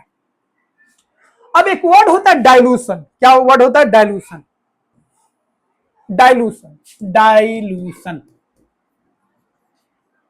हाँ, एक वर्ड सुनता होगा, जे सरकार ने या सुप्रीम कोर्ट ने इस लॉ को डाइल्यूट कर दिया, या केस होता है तो यह केस बहुत डाइल्यूट हो गया। डाइल्यूट मतलब हल्का हो गया, पतला, उसमें जान नहीं है। डाइल्यूशन मतलब हल्का हो गया, पतला हो गया, उसमें अब जान नहीं है। ठीक है? तो किसी सॉल्यूशन को डाइल्यूट करना है, मान लो ये सॉल्यूशन आपका शुगर सॉल्यूशन, तो शुगर सॉल्यूशन बनाया और इसको डाइल्यूट करना है भैया, कुछ नहीं, वाटर ऐड कर दो, इसी को बोलते हैं डाइल्यूशन। क्या बोलते हैं, डाइल्यूशन, याद रखना। तो डाइल्यूशन का मतलब किसी सॉल्यूशन में तू वाटर ऐड कर दिया, उसको डाइल्यूट कर दिया, that process is called dilution. तो डाइल्यूशन मतलब कुछ नहीं, किसी सॉल्यूशन में तू वाटर ऐड कर दिया, मतलब कोई सॉल्वेंट ऐड कर दिया, जनरल क्या बोलेंगे, सॉल्वेंट ऐड करना। तो किसी सॉल्यूशन में तू सॉल्वेंट बढ़ा दिया, ऐड कर दिया, तो उस सॉल्यूशन को हम लोग बोलेंगे, उस प्रोसेस को बोलेंगे डाइल्यूशन, डाइल्यूट कर दिया, हल्का कर दिया। अब गाढ़ा रहा ही नहीं, गाढ़ा था, पानी डाल दिया, अब क्या फीका हो जाएगा। जैसे सब्जी ये सब जो बनता है भैया, उसमें नमक वमक हो जाता है, जबरदस्ती हम लोग पानी डाल देते हैं ताकि वो थोड़ा सा फैल जाए ना। कोई चीज बनाते हैं गाढ़ा हो जाता है तो उसमें पानी को ऐड कर देते हैं, ठीक है, ताकि वो क्या हो जाए, पतला हो जाए। तो वो क्या कर रहा है, तो डाइल्यूशन कर रहा है। ठीक है? चल यहाँ पे देखो, 100 ml वाटर में 1 टीस्पून सॉल्ट डाला और 50 ml में तू 4 स्पून सॉल्ट डाला। 100 ml में 1 ही स्पून सॉल्ट है, यहाँ पे 50 ml में वाटर में आपका 4 स्पून क्या है, सॉल्ट है। तो क्लियर है, ये आपका ज्यादा कॉन्सेंट्रेटेड होगा और ये आपका ज्यादा क्या होगा, डाइल्यूट होगा। मतलब ये लेस कॉन्सेंट्रेटेड और ये हाइयर कॉन्सेंट्रेटेड। तो ये हमेशा कंपैरिजन वाइज होगा ना, क्या होगा, कंपेरिजन वाइज होगा। तू कंपेरिजन करेगा कौन लेस है और कौन मोर है। जैसे एक एग्जांपल देख ले, सब में 100 ml पानी ले ले, 100 ml वाटर सब में है, 100 ml वाटर सब में है, ठीक है। यहाँ पे तू ऐड किया शुगर 10 ग्राम, यहाँ पे शुगर ऐड किया 20 ग्राम, यहाँ पे शुगर ऐड किया 30 ग्राम।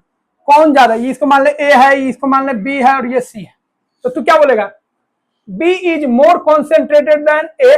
बी ज्यादा कॉन्सेंट्रेटेड, ए और बी में कौन ज्यादा कॉन्सेंट्रेटेड है, बी। लेकिन बी और सी में कौन ज्यादा कॉन्सेंट्रेटेड है, सी। तो कॉन्सेंट्रेशन कंपेरिजन करने वाला है ना। इन तीनों में सबसे ज्यादा कॉन्सेंट्रेटेड कौन है, ये ज्यादा अमाउंट है शुगर का, और सबसे कम कॉन्सेंट्रेटेड कौन है, ये वाला, ये वाला। इन तीनों में सबसे ज्यादा ये कॉन्सेंट्रेटेड और सबसे कम कॉन्सेंट्रेटेड, मतलब सबसे कम, सबसे अधिक डाइल्यूट कौन हो गया आपका, ए वाला, ठीक है। ये हो गया आपका लेस कॉन्सेंट्रेटेड और ये हो गया आपका हाई कॉन्सेंट्रेटेड, और ये मीडियम में चल जाएगा, ठीक है, समझ गया। अब हम लोग बात करेंगे effects of temperature on solubility of solids. तो ऊपर ऑलरेडी हम लोग डिस्कस कर चुके हैं, जैसे ही टेम्परेचर को तू इंक्रीज करेगा, हीट देगा, तो सॉल्युबिलिटी बढ़ जाएगा। शुगर के केस में, सॉल्ट के केस में ऑलरेडी हम लोग डिस्कस कर चुके हैं ना। नॉर्मल जो शुगर घुलेगा, किसी वाटर में डिसॉल्व होगा, टेम्परेचर देगा तो और भी उसमें शुगर या सॉल्ट ऐड हो जाएगा, डिसॉल्व हो जाएगा। तो वही एक एक्टिविटी दिया है कि आपको क्या करना है, 50 ml वाटर लेना है, 20 डिग्री सेल्सियस टेम्परेचर रखना है, उसमें आपको बेकिंग सोडा ऐड करना है, ठीक है। तो वाटर में क्या ऐड करना है, बेकिंग सोडा ऐड करना है, फिर हीट करना है और 50 डिग्री सेल्सियस पे देखना है। तो 20 डिग्री सेल्सियस पे आपको बेकिंग सोडा को ऐड कर देना, जितना घुलना था घुल गया। अब टेम्परेचर को हाई कीजिए, हाई कीजिएगा तो 50 डिग्री सेल्सियस पे ले आना है और उसमें ऐड करना है तो और घुल जाएगा। फिर आप 70 डिग्री सेल्सियस पे ले आइए टेम्परेचर और उसमें घुलिएगा तो और घुल जाएगा। लेकिन एक समय आएगा जो कितना भी टेम्परेचर बढ़ा लीजिए उसमें और सॉल्यूट नहीं घुल पाएगा, और सॉल्ट नहीं घुल पाएगा, उसका भी एक लिमिट होता है, ठीक है। तो यहाँ पे हम लोग देख रहे हैं टेम्परेचर अगर हम इंक्रीज कर रहे हैं तो जो सॉल्यूट है वो आपका और अधिक डिसॉल्व हो रहा है। तो यहां से कंक्लूजन क्या निकला, more baking soda dissolve in a hot water then in cold water. Cold water और हॉट वाटर लेंगे तो उसमें सॉल्यूट को अगर घुलेंगे, शुगर को ऐड कीजिए तब या सॉल्ट को ऐड कीजिए तब उसमें ज्यादा अमाउंट घुलेगा। तो घर पे भी आप देख सकते हैं 100 ml ले लीजिए आपका हॉट वाटर, 100 ml ले लीजिए आप नॉर्मल वाटर, दोनों में शुगर को ऐड कीजिए। ज्यादा शुगर किसमें ऐड होगा, हॉट वाटर में। दूसरा चीज, हॉट वाटर में जल्दी डिसॉल्व होगा, ठीक है, और जो कोल्ड वाटर है उसमें धीरे धीरे डिसॉल्व होगा, ये भी आप देख सकते हैं। तो हॉट वाटर में क्यों ज्यादा डिसॉल्व होगा, क्योंकि हॉट वाटर में जैसे ही टेम्परेचर राइज किए तो उसके पार्टिकल्स दूर दूर चला गया, तो पार्टिकल्स के बीच में जो गैप था वो ज्यादा हो गया। इसका मतलब वो ज्यादा चीनी को अपने गैप में ला सकता है, शुगर को ला सकता है, इसलिए सॉल्युबिलिटी बढ़ जाता है। तो किसी भी सॉल्यूशन में टेम्परेचर जब बढ़ाते हैं तो जो सॉल्युबिलिटी होता है, ठीक है, वो बढ़ जाता है, क्योंकि उसका गैप जो होगा पार्टिकल्स के बीच में वो बढ़ जाएगा और उसी में सारा सॉल्यूट क्या होता है, घुल जाता है। बट ये नहीं जो टेम्परेचर बढ़ाते गए तो एकदम इनफिनाइट घुल जाएगा, ऐसा नहीं होगा, ठीक है। तो कंक्लूजन यहां से क्या निकला, for most solids solubility increases with temperature.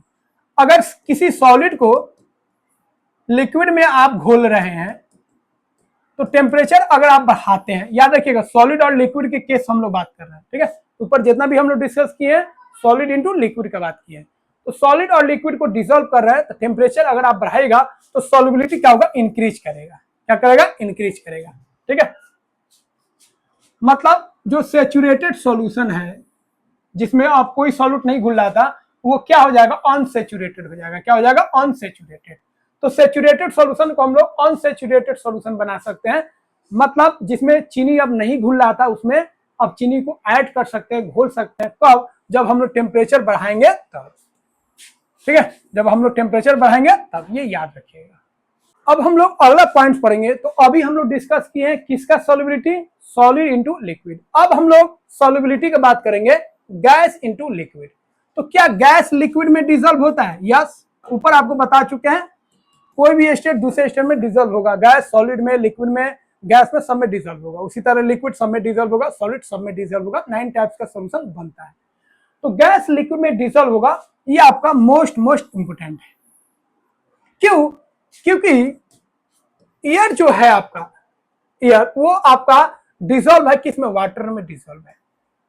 तो जो वाटर हम लोग सराउंडिंग में देखते हैं, सी में हो, ठीक है, रिवर में हो, पॉन्ड्स में हो, उस वाटर में आपका बहुत सारा गैस उसमें डिसॉल्व है। और एक्वेटिक एनिमल के लिए ऑक्सीजन कहां से आएगा, जो वाटर के अंदर है, तो उसी वाटर में कौन गैस डिसॉल्व होता है, ऑक्सीजन डिसॉल्व होता है, और उसी का वो यूज करते हैं। बट वहां पे जो ऑक्सीजन है, यहाँ पे जितना सराउंडिंग में एटमोस्फेयर में जितना ऑक्सीजन है उतना तो नहीं है, इसलिए उनका जो ब्रीदिंग होता है फास्ट होता है। ब्रीदिंग क्या होता है, फास्ट होता है, क्योंकि ऑक्सीजन जो है उसमें डिसॉल्व है वो ज्यादा अमाउंट में नहीं है इन कंपैरिजन टू एटमोस्फेयर। ठीक है, इसलिए याद रखिएगा एक्वेटिक एनिमल का जो ब्रीदिंग होता है हम लोग से फास्ट होता है। ठीक है, अब यहां पे हम लोग बात कर लेते हैं गैस लिक्विड में।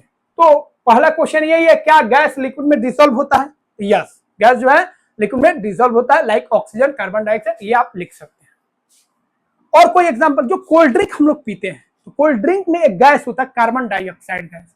कार्बन डाइऑक्साइड गैस को उस कोल्ड ड्रिंक में मिक्स कर दिया जाता है, इसीलिए ढक्कन जैसे खोलिएगा तो थोड़ा सा साउंड निकलेगा। और उसको अगर धूप में रख देते हैं, कोल्ड ड्रिंक्स को अगर धूप में रख दीजिएगा तो फिर टेस्ट नहीं मिलेगा, मजा ही नहीं आएगा, लगेगा चीनी पानी पी रहा है, शरबत पी रहा है। ऐसा क्यों? क्योंकि वो जो गैस घुला हुआ था वो निकल गया।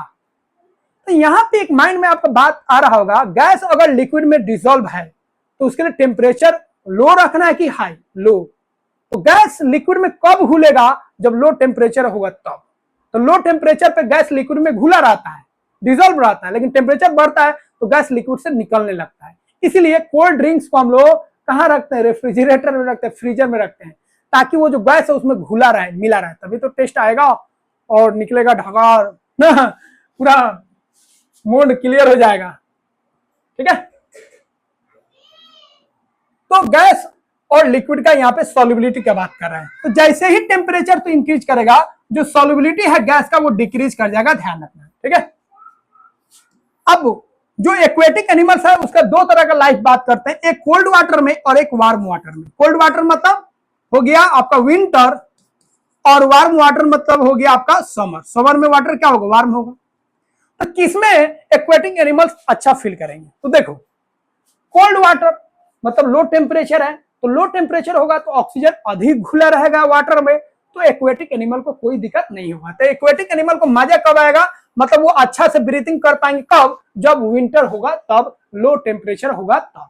तो जब लो टेम्परेचर होगा तो जो गैस है जो वाटर में डिसॉल्व है, जो ऑक्सीजन डिसॉल्व है वाटर में, वो बढ़ जाएगा और उनको ब्रीदिंग में कोई दिक्कत नहीं होगा। बट जैसे ही समर आएगा वाटर हॉट हो जाएगा, गर्म हो जाएगा, और ऑक्सीजन का जो सॉल्युबिलिटी है टेम्परेचर बढ़ने पर घटता है।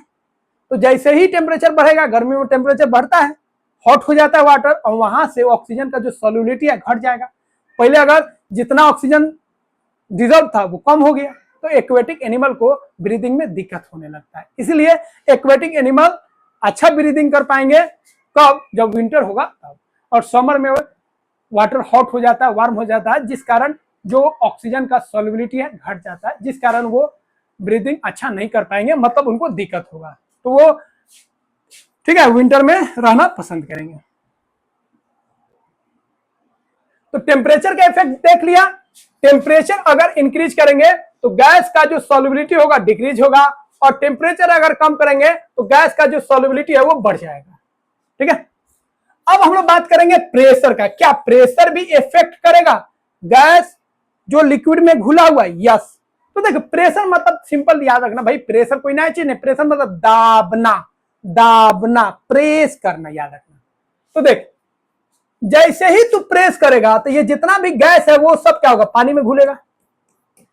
ठीक है, तो प्रेस करेगा तो पानी में क्या होगा? घुलेगा। तो प्रेशर बढ़ाएगा तो ये जितना भी गैस का मॉलिक्यूल्स है ये किस में जाएगा? पानी से मिलेगा। इसका मतलब सॉल्युबिलिटी बढ़ेगा। तो प्रेशर अगर तू बढ़ाता है तो गैस का जो सॉल्युबिलिटी है वाटर में, लिक्विड में, वो बढ़ेगा, याद रखना। ठीक है, अगर तू प्रेशर डिक्रीज करेगा तो गैस का जो सॉल्युबिलिटी है घट जाएगा। तो टेम्परेचर में इस तरह याद रखना, प्रेशर में याद रखना, प्रेशर अगर बढ़ाएगा तो गैस का सॉल्युबिलिटी बढ़ जाएगा। प्रेशर अगर घटाएगा, अरे भाई, प्रेशर अगर घटाएगा तो गैस का जो सॉल्युबिलिटी है वो क्या हो जाएगा? कम हो जाएगा। तो टेम्परेचर में उल्टा होता है, लेकिन प्रेशर में सीधा। टेम्परेचर अप, गैस का solubility down, pressure up, gas का सॉल्युबिलिटी अप। ठीक है, तो टेम्परेचर बढ़ाएगा तो क्या होगा? गैस का मॉलिक्यूल दूर भागेगा, निकल जाएगा। तो टेम्परेचर बढ़ाने पे जो गैस का सॉल्युबिलिटी है कम हो जाएगा। जब गैस ही नहीं रहेगा तो घुलेगा कौन।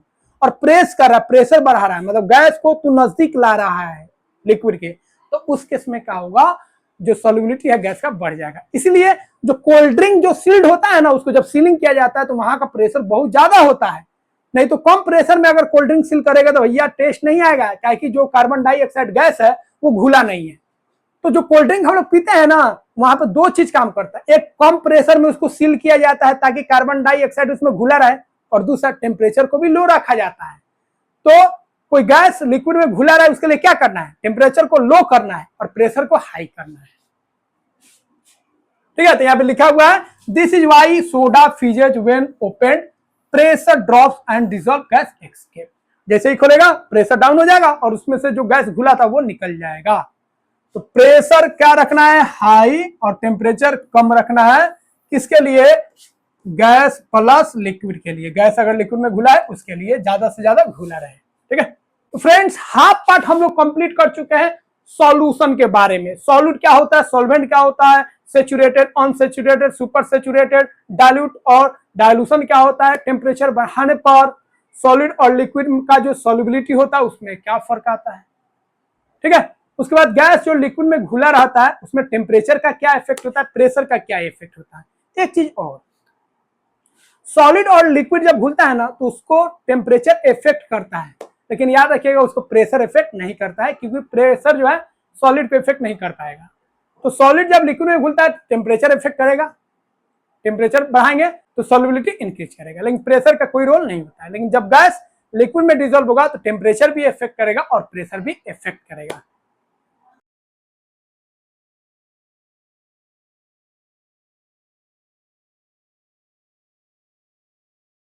फ्रेंड्स इस चैप्टर का हम लोग फर्स्ट पार्ट जो सॉल्यूशन है कंप्लीट कर चुके हैं। अब हम लोग कंप्लीट करेंगे सेकेंड पार्ट, जिसमें हम लोग डेंसिटी के बारे में जानेंगे। तो अब हम लोग जानेंगे डेंसिटी क्या होता है। तो सबसे पहले डेंसिटी को समझने के लिए कुछ एग्जांपल देखते हैं, जिससे हम लोगों को डेंसिटी का कॉन्सेप्ट क्लियर हो जाएगा। देखिए, रूम ए है और रूम बी है। रूम ए में 10 पीपल है और रूम बी में जो है 20 पीपल है। सेम साइज का रूम है, एक रूम में 10 लोग हैं और दूसरे रूम में 20 लोग हैं। तो आप क्या कहिएगा, कहिएगा रूम ए में कम लोग हैं, मतलब यह लेस डेंस है, उतना इसमें भीड़ नहीं है। और रूम बी में 20 लोग हैं तो आप कहिएगा यह क्या है, मोर डेंस है।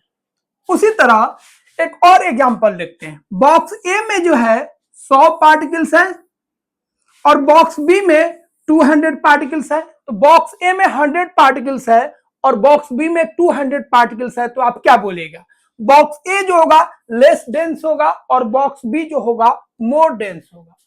मतलब भीड़ का बात करना है, क्राउड का बात करना है। ज्यादा क्राउड होगा तो मोर डेंस, कम क्राउड होगा तो लेस डेंस।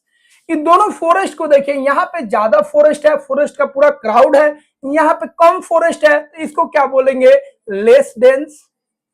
और यहाँ पे ज्यादा फॉरेस्ट है, ज्यादा प्लांट्स है तो इसको क्या बोलेंगे, मोर डेंस बोलेंगे। तो एक कॉन्सेप्ट क्लियर हो गया, जहां पे क्राउड ज्यादा होगा, जहां पे ज्यादा पार्टिकल्स होगा, ज्यादा नंबर ऑफ आइटम्स होंगे तो बोलेंगे मोर डेंस। जहां पे कम होगा उसको क्या बोलेंगे, लेस डेंस। तो इसी तरह जिस सब्सटेंस में नंबर ऑफ पार्टिकल्स ज्यादा होगा उसको हम लोग बोलेंगे उसका डेंसिटी अधिक है, मतलब हाई डेंस है। और जिस सब्सटेंस में नंबर ऑफ पार्टिकल्स कम है तो उसको हम लोग बोलेंगे वो लो डेंस है, मतलब उसका डेंसिटी कम है। तो किसी सब्सटेंस का डेंसिटी हाई भी हो सकता है और किसी सब्सटेंस का डेंसिटी लो भी हो सकता है। तो क्लियर हो गया, more particles in a given volume. किसी वॉल्यूम में अगर पार्टिकल्स अधिक है इसका मतलब उस सब्सटेंस का क्या है, डेंसिटी हायर है, और हायर डेंसिटी का मतलब हो गया वहां पे क्राउड क्या है, अधिक है। उसी तरह किसी सब्सटेंस में अगर नंबर ऑफ पार्टिकल्स कम है तो हम बोलेंगे उस सब्सटेंस का लोअर डेंसिटी है। ठीक है, मतलब वहां पे जो क्राउड है वो क्या है, लेस। इस पॉइंट को ध्यान रखिएगा। तो हायर डेंसिटी मतलब नंबर ऑफ पार्टिकल्स हाई है, लोअर डेंसिटी मतलब नंबर ऑफ पार्टिकल्स जो है वो क्या है, लेस है, कम है। अब देखिए, पार्टिकल्स अगर अधिक होगा तो मोर मास होगा, मास भी क्या होगा, अधिक होगा, क्योंकि जितना पार्टिकल्स होगा उतना ही मास अधिक होगा। एक रूम में 10 लोग हैं और दूसरे रूम में 20 लोग हैं तो किस रूम में ज्यादा मास होगा, रूम बी में ज्यादा मास होगा क्योंकि वहां पे अधिक लोग हैं। उसी तरह याद रखिएगा, जितना ज्यादा पार्टिकल्स होगा उस सब्सटेंस का मास उतना ज्यादा होगा। लेस पार्टिकल्स होगा तो लेस मास होगा, मतलब लोअर डेंसिटी होगा। तो ये पॉइंट याद रखिएगा। पार्टिकल्स बढ़ेगा तो मास बढ़ेगा, मतलब हायर डेंसिटी होगा। पार्टिकल्स कम होगा तो लेस मास हो जाएगा और लोअर डेंसिटी हो जाएगा। इन तीनों में देखिए, गैस, लिक्विड और सॉलिड में सबसे ज्यादा डेंस कौन है? सॉलिड। तो ये आपका हायर डेंस हो गया, मतलब हायर डेंसिटी। इसका क्या हो गया? लोअर डेंस है तो इसको क्या बोलेंगे? Lower density.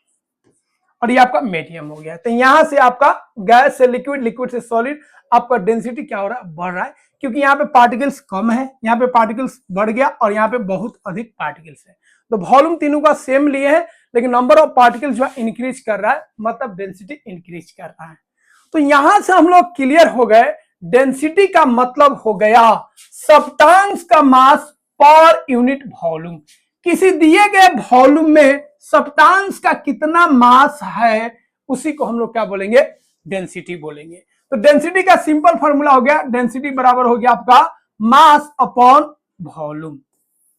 तो किसी गिवन वॉल्यूम में सब्सटेंस का मास कितना है, इसी रेशियो को हम लोग क्या बोलेंगे? डेंसिटी बोलेंगे। ठीक है।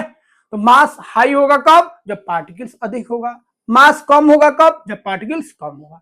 तो यहां पे एक रिलेशन आप याद रखिएगा, डेंसिटी और वॉल्यूम का। डेंसिटी बढ़ेगा कब? जब वॉल्यूम कम होगा, और डेंसिटी घटेगा कब? जब वॉल्यूम ज्यादा होगा। याद रखिएगा, दोनों एक दूसरे का जानी दुश्मन होता है। तो वॉल्यूम जितना हाई होगा डेंसिटी उतना कम होगा, वॉल्यूम जितना कम होगा डेंसिटी उतना हाई होगा। ये पॉइंट को याद रखिएगा, ये यहां पे आगे हम यूज करेंगे। अब डेंसिटी जो होगा जिस सब्सटेंस का, जैसे आयरन का डेंसिटी फिक्स होगा। अब आयरन छोटा लो तब, बड़ा लो तब, उसका डेंसिटी फिक्स होगा। क्यों? क्योंकि यह एक रेशियो होता है। क्या होता है? रेशियो। मास बढ़ेगा, वॉल्यूम बढ़ेगा, उसी रेस्पेक्ट में बढ़ेगा, तो हमेशा यह डेंसिटी क्या होगा? कांस्टेंट होगा। गोल्ड का डेंसिटी कांस्टेंट होगा। गोल्ड मोटा लो, पतला लो, बड़ा लो, छोटा लो, कोई मतलब नहीं है, गोल्ड का डेंसिटी क्या होगा? फिक्स्ड होगा। तो किसी सब्सटेंस का जो डेंसिटी होता है, याद रखिएगा, वो फिक्स होता है।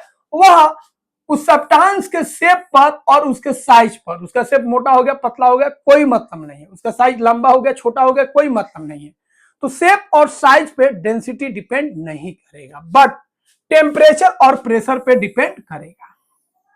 तो शेप और साइज सब्सटेंस का क्या है, उससे डेंसिटी को कोई लेना देना नहीं है, बट डेंसिटी जो है वो आपका टेम्परेचर और प्रेशर से इफेक्ट होगा। क्यों? क्योंकि डेंसिटी का मतलब है मास अपॉन वॉल्यूम, और टेम्परेचर और प्रेशर से हम लोग वॉल्यूम चेंज कर सकते हैं। मास चेंज नहीं होगा, बट वॉल्यूम चेंज कर सकते हैं, और वॉल्यूम चेंज हो जाएगा तो डेंसिटी चेंज हो जाएगा।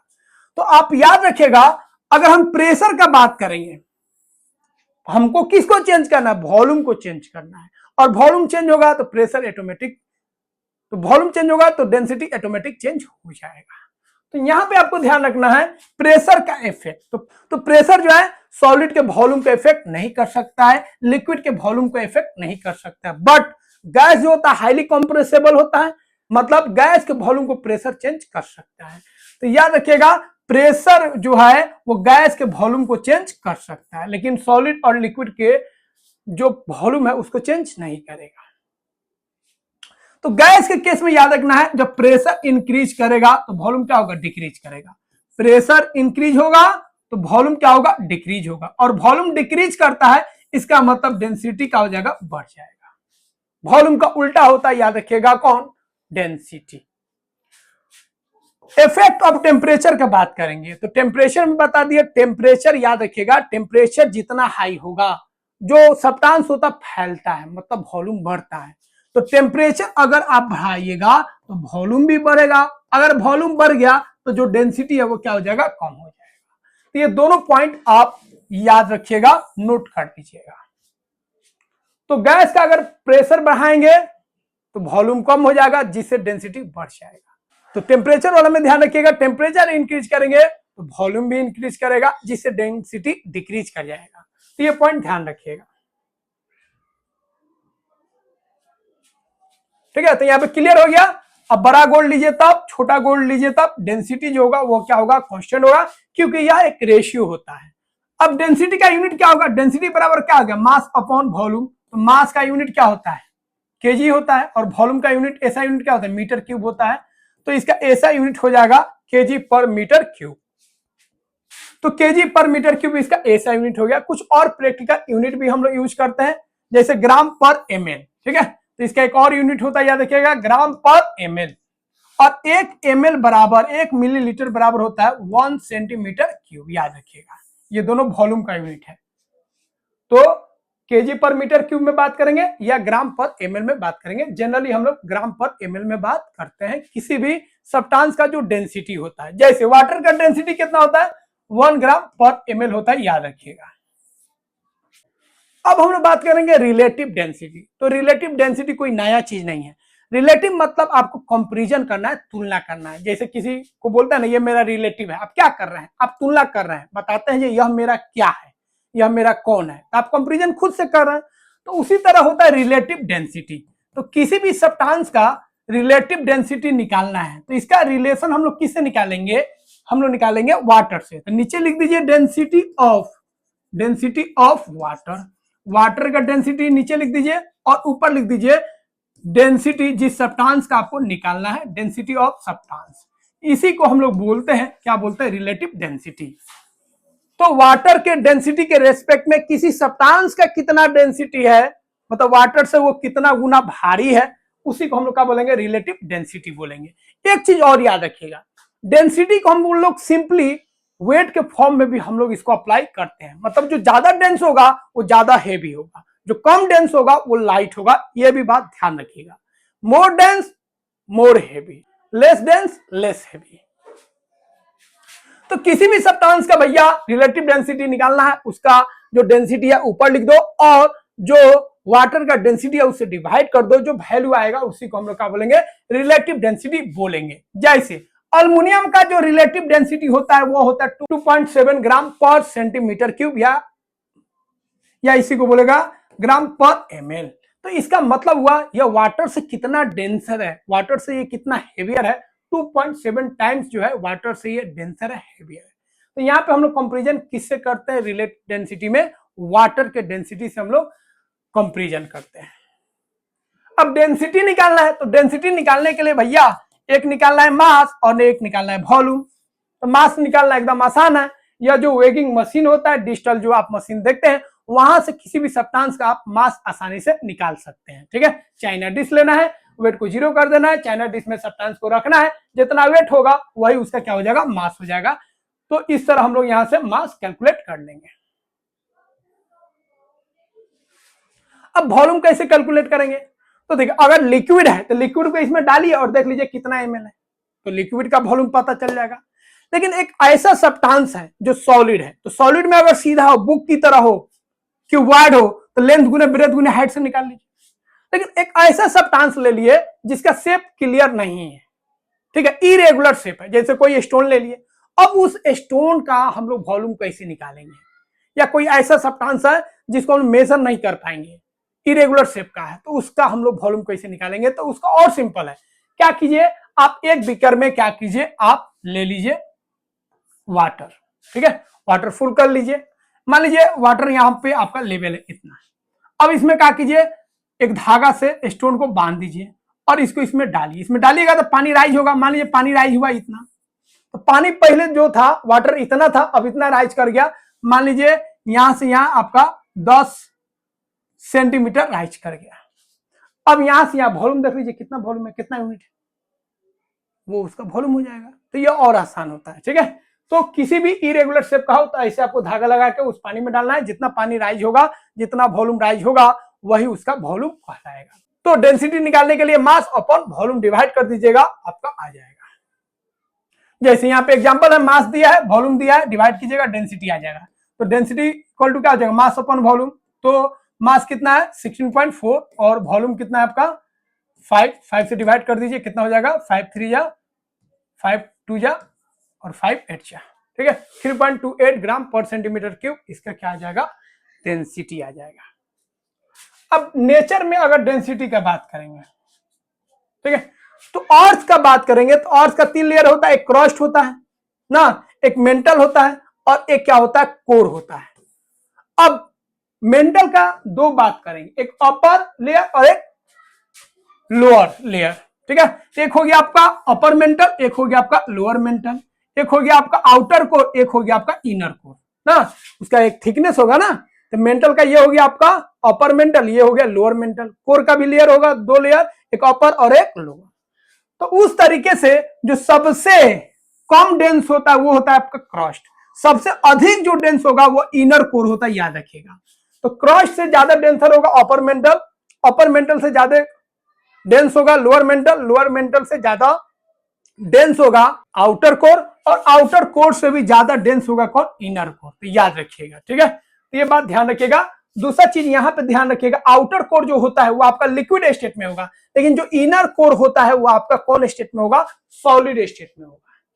तो कोर का एक आउटर कोर, एक इनर कोर, मेंटल का एक आउटर कोर और एक इनर कोर। तो जैसे जैसे ऊपर से नीचे की तरफ हम जाएंगे तो जो डेंसिटी होगा अर्थ का वो क्या होगा, बढ़ते जाएगा। और सबसे हाईएस्ट डेंसिटी उसका कहां पे होगा, सेंटर में होगा, जिसको हम लोग क्या बोलेंगे, इनर कोर बोलेंगे। और इनर कोर किस स्टेट में होगा, सॉलिड स्टेट में होगा। तो यहाँ पे क्लियर लिखा हुआ है, डेंसिटी जो होगा इंक्रीज करेगा with depth, with increase in depth. और वहां पे जितने डेप्थ में जाएंगे वहां पे डेंसिटी हाई होगा, और इस कारण जो प्रेशर होगा, टेम्परेचर होगा, वो भी क्या होगा, बहुत ही हाई होगा। अब यहाँ पे डेंसिटी से हम लोग रिलेट करेंगे, कोई ऑब्जेक्ट जो है कब फ्लोट करता है और कब सिंक करता है। तो बहुत सारे ऑब्जेक्ट को आप देखिएगा, जैसे यहाँ पे देखिए आइस जो है वो फ्लोट कर रहा है, उड जो है फ्लोट कर रहा है, कॉर्क फ्लोट कर रहा है, लेकिन स्टोन छोटा सा डालिएगा डूब जाएगा, छोटा सा नेल डालिएगा वो डूब जाता है। तो कुछ सब्सटेंस को पानी में या किसी लिक्विड में डालते हैं तो वह डूब जाता है, और कुछ होता है फ्लोट करता है। किसी का साइज छोटा है बड़ा है उससे कोई मतलब नहीं है। तो हम लोगों को लगता है, ठीक है, जो लाइटर ऑब्जेक्ट होता है वो आपका फ्लोट करता है, और जो हेवियर ऑब्जेक्ट होता है वो आपका क्या होता है, डूब जाता है। लेकिन ऐसा नहीं होता है। यहां पे पूरा खेल होता है किसका, डेंसिटी का। किसका खेल होता है, डेंसिटी का, ठीक है। क्योंकि एक छोटा सा पत्थर डालिएगा तो वो डूब जाता है, कितना कम वेट होगा। लेकिन एक बड़ा सा लकड़ी आप डालते हैं तो नहीं डूबता है, लकड़ी का मास ज्यादा है और उस छोटा सा पत्थर का जो मास है कम है, फिर भी वो डूब जा रहा है। इसका मतलब मास से, वेट से कोई लेना देना नहीं है डूबने का या तैरने का। तो कोई सब्सटेंस, कोई ऑब्जेक्ट कब फ्लोट करेगा, कब वो सिंक करेगा, यह डिपेंड करेगा उसका डेंसिटी कितना है। तो सिंपल आपको याद रखना है। तो यहां पे ध्यान रखना है, किसी ऑब्जेक्ट का डेंसिटी अगर वाटर के डेंसिटी से कम है, वाटर का डेंसिटी कितना होता है, 1 ग्राम पर ml होता है। तो किसी ऑब्जेक्ट का डेंसिटी वाटर के डेंसिटी से कम है, मतलब 1 ग्राम पर ml से कम है, तो वह ऑब्जेक्ट फ्लोट करेगा, वो तैरेगा, डूबेगा नहीं। लेकिन इसका उल्टा हो जाए, अगर ऑब्जेक्ट का डेंसिटी ज्यादा हो जाए वाटर के डेंसिटी से, तो जो ऑब्जेक्ट होगा वो सिंक कर जाएगा, डूब जाएगा, ठीक है। जैसे वुड का डेंसिटी वाटर से कम होता है, ऑयल का डेंसिटी वाटर से कम होता है, ये फ्लोट करता है। उसके बाद आयरन का डेंसिटी जो होता है वाटर से अधिक होता है, तो ये डूब जाता है। तो जिस ऑब्जेक्ट का डेंसिटी वाटर से अधिक होगा डूब जाएगा, और जिस ऑब्जेक्ट का डेंसिटी वाटर से कम होगा वो क्या होगा, तैरेगा, फ्लोट करेगा। ये ध्यान रखिएगा। तो ऑब्जेक्ट का डेंसिटी हम लोग चेंज कर सकते हैं by changing its volume. Volume को बढ़ाइए घटाइए तो डेंसिटी चेंज हो जाएगा। तो लोहा को अगर सीधा डालेंगे तो डूब जाएगा, बट वही लोहा को अगर हम बोट के शेप में बना दें, थोड़ा सा फैला दें और ऐसा बना दें जिससे उसका डेंसिटी कम हो जाए, उसका वॉल्यूम को बढ़ा के उसके डेंसिटी को कम कर देंगे, तो वो फ्लोट करने लगेगा। तो वही आयरन सिंक भी कर जाएगा, लेकिन उसको स्पेशल स्ट्रक्चर देंगे, डेंसिटी कम कर देंगे, तो वह क्या होगा, वो भी फ्लोट करने लगेगा, ठीक है। तो अंडा को डालिएगा वाटर में, ये क्या होगा, सिंक कर जाएगा, ठीक है। बट उसमें नमक मिला दीजिए, सॉल्ट को डिसॉल्व कीजिएगा, तो वाटर का डेंसिटी बढ़ जाएगा। क्योंकि वाटर में अब क्या आप ऐड कर रहे हैं, सॉल्ट ऐड कर रहे हैं, मतलब उसके मास को बढ़ा रहे हैं, मास बढ़ जाएगा। तो डेंसिटी इक्वल टू क्या होता है, मास अपन वॉल्यूम, जिससे डेंसिटी बढ़ जाएगा, और जो वाटर है उसका डेंसिटी बढ़ गया, तो अंडा उस केस में जो एग है वो नहीं डूबेगा।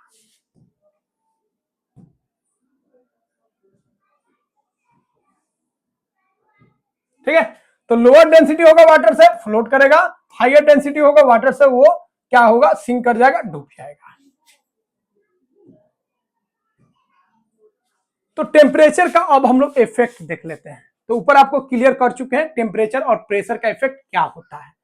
सब्सटेंस को अगर आप हीट करते हैं तो पार्टिकल जो होगा दूर भागेगा, मतलब सब्सटेंस फैलेगा और इसका वॉल्यूम इंक्रीज कर जाता है और डेंसिटी डिक्रीज कर जाता है। ऑलरेडी आपको बता चुके हैं टेम्परेचर इंक्रीज, वॉल्यूम इंक्रीज और आपका डेंसिटी क्या हो जाएगा, डिक्रीज हो जाएगा।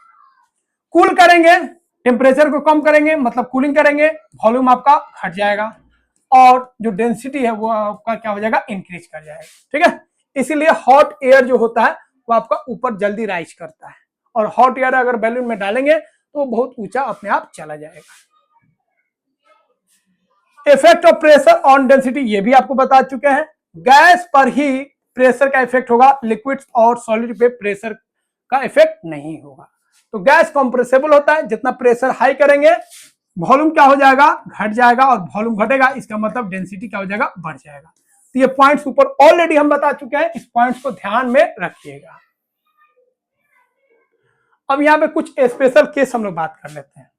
आइस और वाटर का देखिए, कोई भी चीज फ्रीज करता है तो उसका वॉल्यूम घटता है, बट वाटर जब फ्रीज करता है, वाटर जब फ्रीज करता है तो इसका जो वॉल्यूम होता है घटना चाहिए बट बढ़ जाता है। वाटर फ्रीज करता है मतलब आइस बनता है, तो आइस का जो वॉल्यूम होता है याद रखिएगा ये वाटर से क्या होता है, ज्यादा हो जाता है। मतलब इसका जो डेंसिटी होगा कम हो जाएगा, वॉल्यूम ज्यादा है तो डेंसिटी कम। तो याद रखिएगा वाटर जब फ्रीज करता है, आइस बनता है तो इसका वॉल्यूम कम होना चाहिए, सिकुड़ना चाहिए, लेकिन इसका वॉल्यूम बढ़ जाता है, तो वॉल्यूम बढ़ गया, इसीलिए आइस का जो डेंसिटी होता है वो कम हो जाता है। डेंसिटी क्या हो गया, कम हो गया। तो आइस का जो डेंसिटी होता है वो वाटर से कम हो जाता है, इसीलिए जो आइस होता है वो भी वाटर पे फ्लोट करता है। ठीक है, तो ये स्पेशल केस है, ध्यान रखिएगा। तो वाटर जो होगा यहाँ पे एक पॉइंट याद रखिएगा, इसका हाईएस्ट डेंसिटी होता है 4 डिग्री सेल्सियस। तो 4 डिग्री सेल्सियस पे वाटर का डेंसिटी हाईएस्ट होता है, ध्यान रखिएगा। तो देखिए आइस को अगर आप हीट करते हैं, ठीक है, आइस को क्या करते हैं, हीट करते हैं, तो 0 से 4 डिग्री, अगर आइस है तो 0 डिग्री पे है, उसको हीट कीजिएगा तो 4 डिग्री तक उसका वॉल्यूम बढ़ना चाहिए लेकिन घटता है। 0 to 4 डिग्री सेल्सियस तक जो आइस होता है उसका वॉल्यूम डिक्रीज करता है, बढ़ना चाहिए बट डिक्रीज करता है। तो 4 डिग्री तक डिक्रीज करेगा, फिर 4 डिग्री पर इसका जो वॉल्यूम होता है वो मिनिमम हो जाता है, घटते जा रहा है। 0 से 4 डिग्री तक घटते गया, 4 पे जो आइस का वॉल्यूम होता है वो मिनिमम हो जाता है। ठीक है, फिर 4 डिग्री के जब ऊपर आप हीट कीजिएगा तब वॉल्यूम इंक्रीज करेगा। तो 4 डिग्री वाटर के केस में याद रखिएगा 4 डिग्री के ऊपर वॉल्यूम बढ़ता है और 4 डिग्री तक, 0 से 4 डिग्री तक जो वॉल्यूम होता है वो डिक्रीज करता है। याद रखिएगा इस पॉइंट को, वॉल्यूम बढ़ना चाहिए लेकिन डिक्रीज कर रहा है। तो आइस को अगर हम गर्म करेंगे तो 0 से 4 डिक्रीज करेगा वॉल्यूम और 4 डिग्री के बाद वॉल्यूम इंक्रीज करेगा।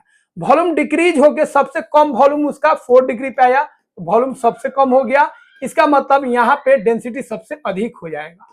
ठीक है, तो वाटर का डेंसिटी जो होता है सबसे हाई कितना टेम्परेचर पे होता है, 4 डिग्री सेल्सियस पे होता है, याद रखिएगा। ठीक है, क्योंकि उसके बाद वॉल्यूम इसका बढ़ने लगता है तो डेंसिटी कम हो जाएगा। सबसे हाईएस्ट डेंसिटी वाटर का कितना डिग्री पे होगा, 4 डिग्री सेल्सियस पे होगा। ठीक है, अब आइस जो एक टॉप लेयर बना लेता है, ठीक है, जो पॉन्ड्स होता है, रिवर होता है, वहां पे क्या होता है, टॉप लेयर में हो जाता है आइस। तो आइस हो गया आपका टॉप लेयर में। अब इस आइस के कारण नीचे जो वाटर होता है वो आपका फ्रीज नहीं कर पाता है और जो एक्वेटिक एनिमल्स होते हैं वो आसानी से ब्रीदिंग करते हैं, उनको कोई दिक्कत नहीं होता है। तो ice forms a top layer on lakes, rivers in winter. This layer keeps water below from freezing. और यह जो आइस का लेयर ऊपर बना है, नीचे का जो पानी है, वाटर है, उसको फ्रीज करने से यह रोकता है, मतलब उनका टेम्परेचर वो घटने नहीं देता, आइस उसको बचा लेता है, जिस कारण आइस जो होगा ऊपर होगा, नीचे नहीं होता है, जिस कारण एक्वेटिक एनिमल्स आराम से वहां पे सरवाइव कर लेते हैं, उनको कोई दिक्कत ज्यादा नहीं होता है। ठीक है, लेकिन पूरा अगर आइस बन जाए तो फिर दिक्कत हो जाएगा। तो ऊपर लेयर ही आइस बनता है जो उनको, ठीक है, फेवरेबल कंडीशन देता है रहने के लिए, उनको ज्यादा परेशानी नहीं होता है। अब यहाँ पे आपको एक साइंटिस्ट की तरह सोचना है। ठीक है, वाटर में आपको एक डालना है, डूब जाएगा। ठीक है, और उसमें सॉल्ट ऐड कर दीजिए, फिर एक को डालेगा तो फ्लोट करने लगेगा। तो अभी ऊपर आपको बता चुके हैं सॉल्ट जैसे ही ऐड करेंगे तो वाटर का मास क्या हो जाएगा, बढ़ जाएगा। डेंसिटी बराबर क्या होता है, मास अपॉन वॉल्यूम। तो मास बढ़ गया, इसका मतलब डेंसिटी बढ़ गया। तो सॉल्ट को ऐड करेंगे वाटर में तो उसका डेंसिटी बढ़ जाएगा, जिसकी वजह से वो वाटर जो है उसका डेंसिटी अब जो नया सॉल्ट वाला ऐड किए उसके कंपेरिजन में कम हो गया। तो यह आपका एक जो है वो अब एक का जो डेंसिटी है इसके कंपेरिजन में कम हो गया, तो एक जो होगा फ्लोट करेगा। तो पहले वाले केस में एक का जो डेंसिटी था वाटर से कम था, लेकिन जैसे ही सॉल्ट को मिक्स किए, सॉल्ट सॉल्यूशन हो गया, तो सॉल्ट सॉल्यूशन से ठीक है कम डेंसिटी होता है किसका, एक का। तो एक क्या होगा उस समय फ्लोट करेगा, तैरेगा, जब इसमें सॉल्ट मिक्स कर देंगे तब। तो फ्रेंड्स यहाँ पे पूरे चैप्टर्स को हम लोग कवर कर लिए। इसमें दो पार्ट था, एक सॉल्यूशन और एक डेंसिटी। आई होप सारे पॉइंट्स को आप समझ गए होंगे। कोई भी डाउट्स है कमेंट बॉक्स में जरूर बताइए, और चैनल को सब्सक्राइब नहीं किए तो सब्सक्राइब कीजिए, वीडियो को लाइक कीजिए और अपने फ्रेंड सर्कल में शेयर कीजिए। अगर आप चाहते हैं इसको पूरा पीडीएफ को डाउनलोड करना तो टेलीग्राम में लिंक दिया गया, वहां से आप इसको डाउनलोड कर लीजिए। तो मिलते हैं फ्रेंड्स नेक्स्ट वीडियो में। Good bye.